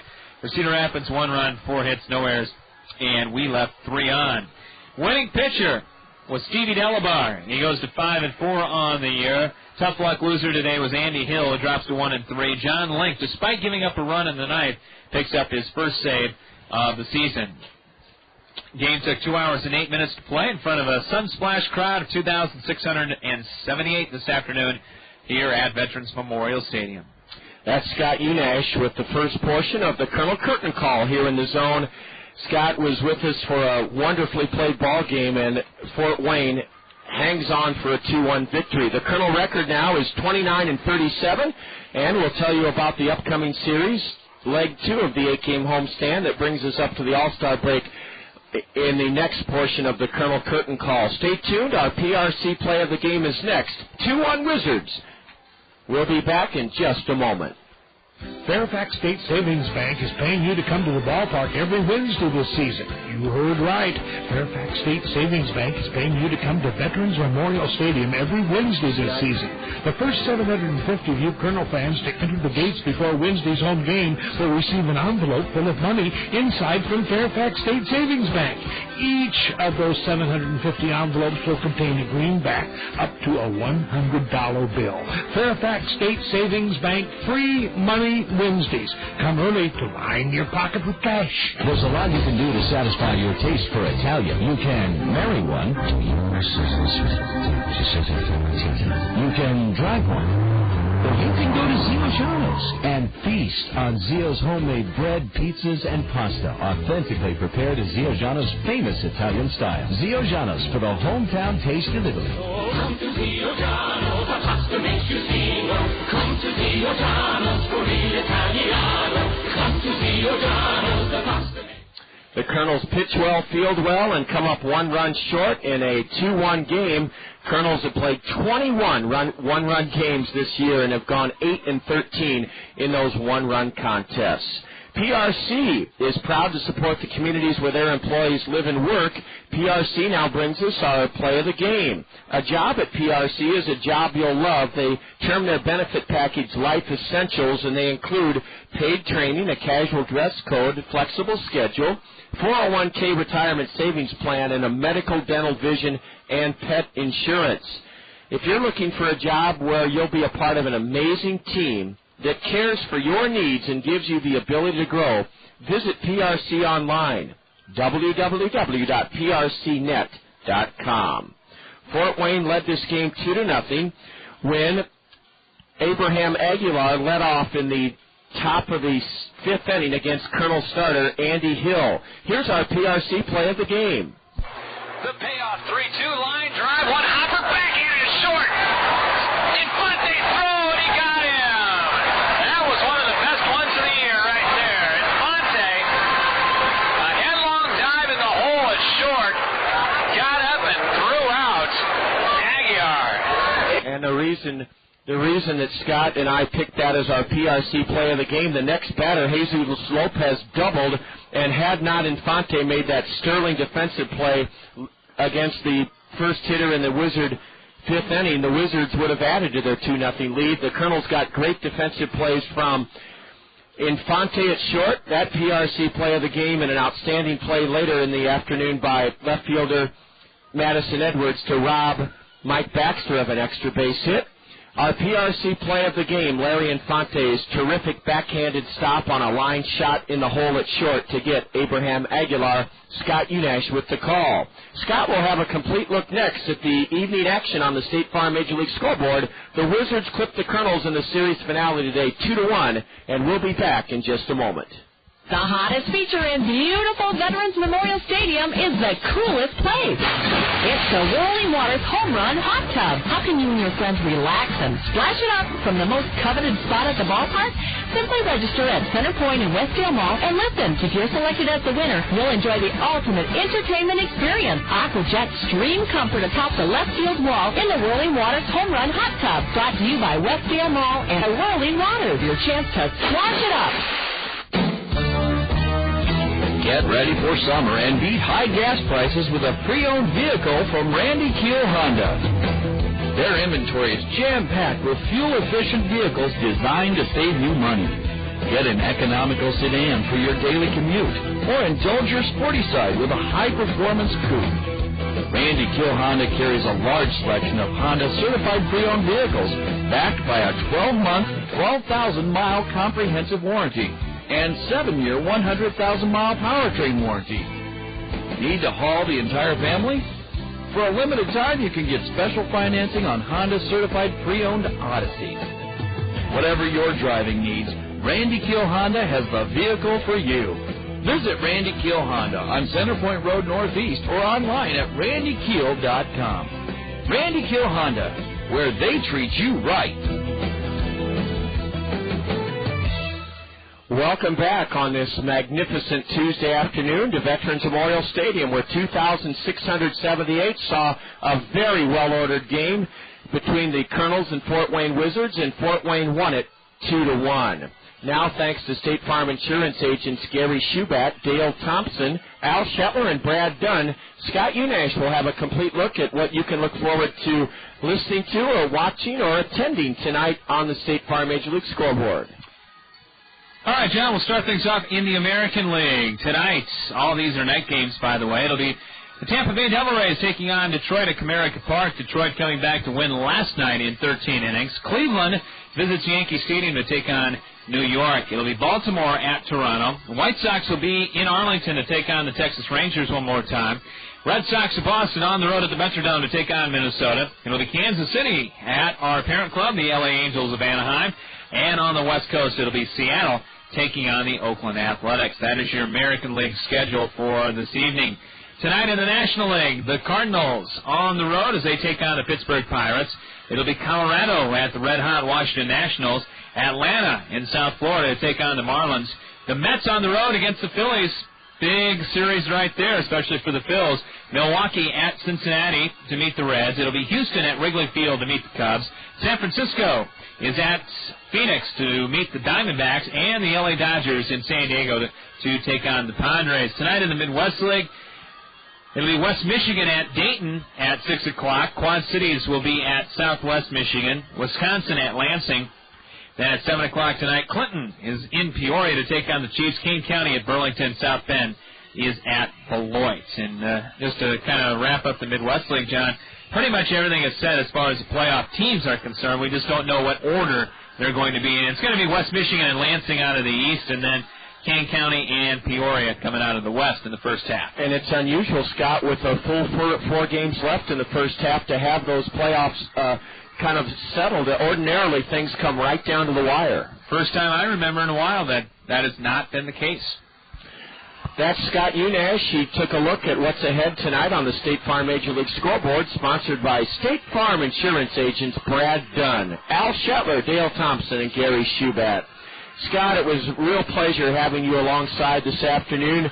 Again, we wish it would have been the Kernels 2, the Wizards 1, but the Wizards gained a split with a 2-1 victory on just a beautiful day at the ballpark. I think everyone here this afternoon had a great time. Oh, I know they did. A crowd of almost 2,700 here this afternoon, and can't ask for a better day. Could ask for a little better outcome, but that's the way baseball goes. You tip your hat to the Fort Wayne Wizards, especially their defense and their starting pitching this afternoon, because in the end, that's who won it, and they'll have a happy trip back down to the Indiana Toll Road. That's exactly right. You know, there's still an hour ahead of us out there. They still haven't rectified that situation. Yeah, well, that's the first time Indiana's been on daylight time. That's absolutely ludicrous. So, it takes a while for the Hoosiers to get ready and get used to, too. Well, we'll be right back here in the zone, Scott, on Thursday night for the first of 4 against the Beloit Snappers. Remember, it's a Thirsty Thursday. Beer, 12-ounce beer, 12-ounce sodas, and slushies are only $1 here on Thursday evening. We'll have the South Slope Communications Triple Play Show for you at 6:40 right here in the zone. And then Friday night, we'll be back on our sister station, KMRY. Reggie will be here at the ballpark. And then remember, Sunday afternoon is the Principal Family Fun Fest on the parking lot at 11 o'clock. That in itself is worth a trip out here. And also a Father's Day brunch from 10 o'clock until 1 o'clock. And Scott, you enjoy calling the races on Friday night, and we'll be right back here in the zone on Thursday night to open up 4 games with the Snappers. Yeah, it sounds good, and hopefully we can close out the first half with some victories. Sounds great. Thanks to Scott Unash, 4-time Iowa Sportscaster of the Year. Again, the final here this afternoon, the Wizards shade the Kernels 2-1, and we'll look forward to bringing you the action here in the zone on Thursday night starting at 6:40. For the Zone Sports Director Scott Unash, I'm John Rogers. Enjoy the rest of this golden day. This has been Kernel Baseball on the Kernel Radio Network. This has been a special sports presentation from The Zone, ESPN Radio, 1600 AM, Cedar Rapids. Now back to our regularly scheduled ESPN programming already in progress.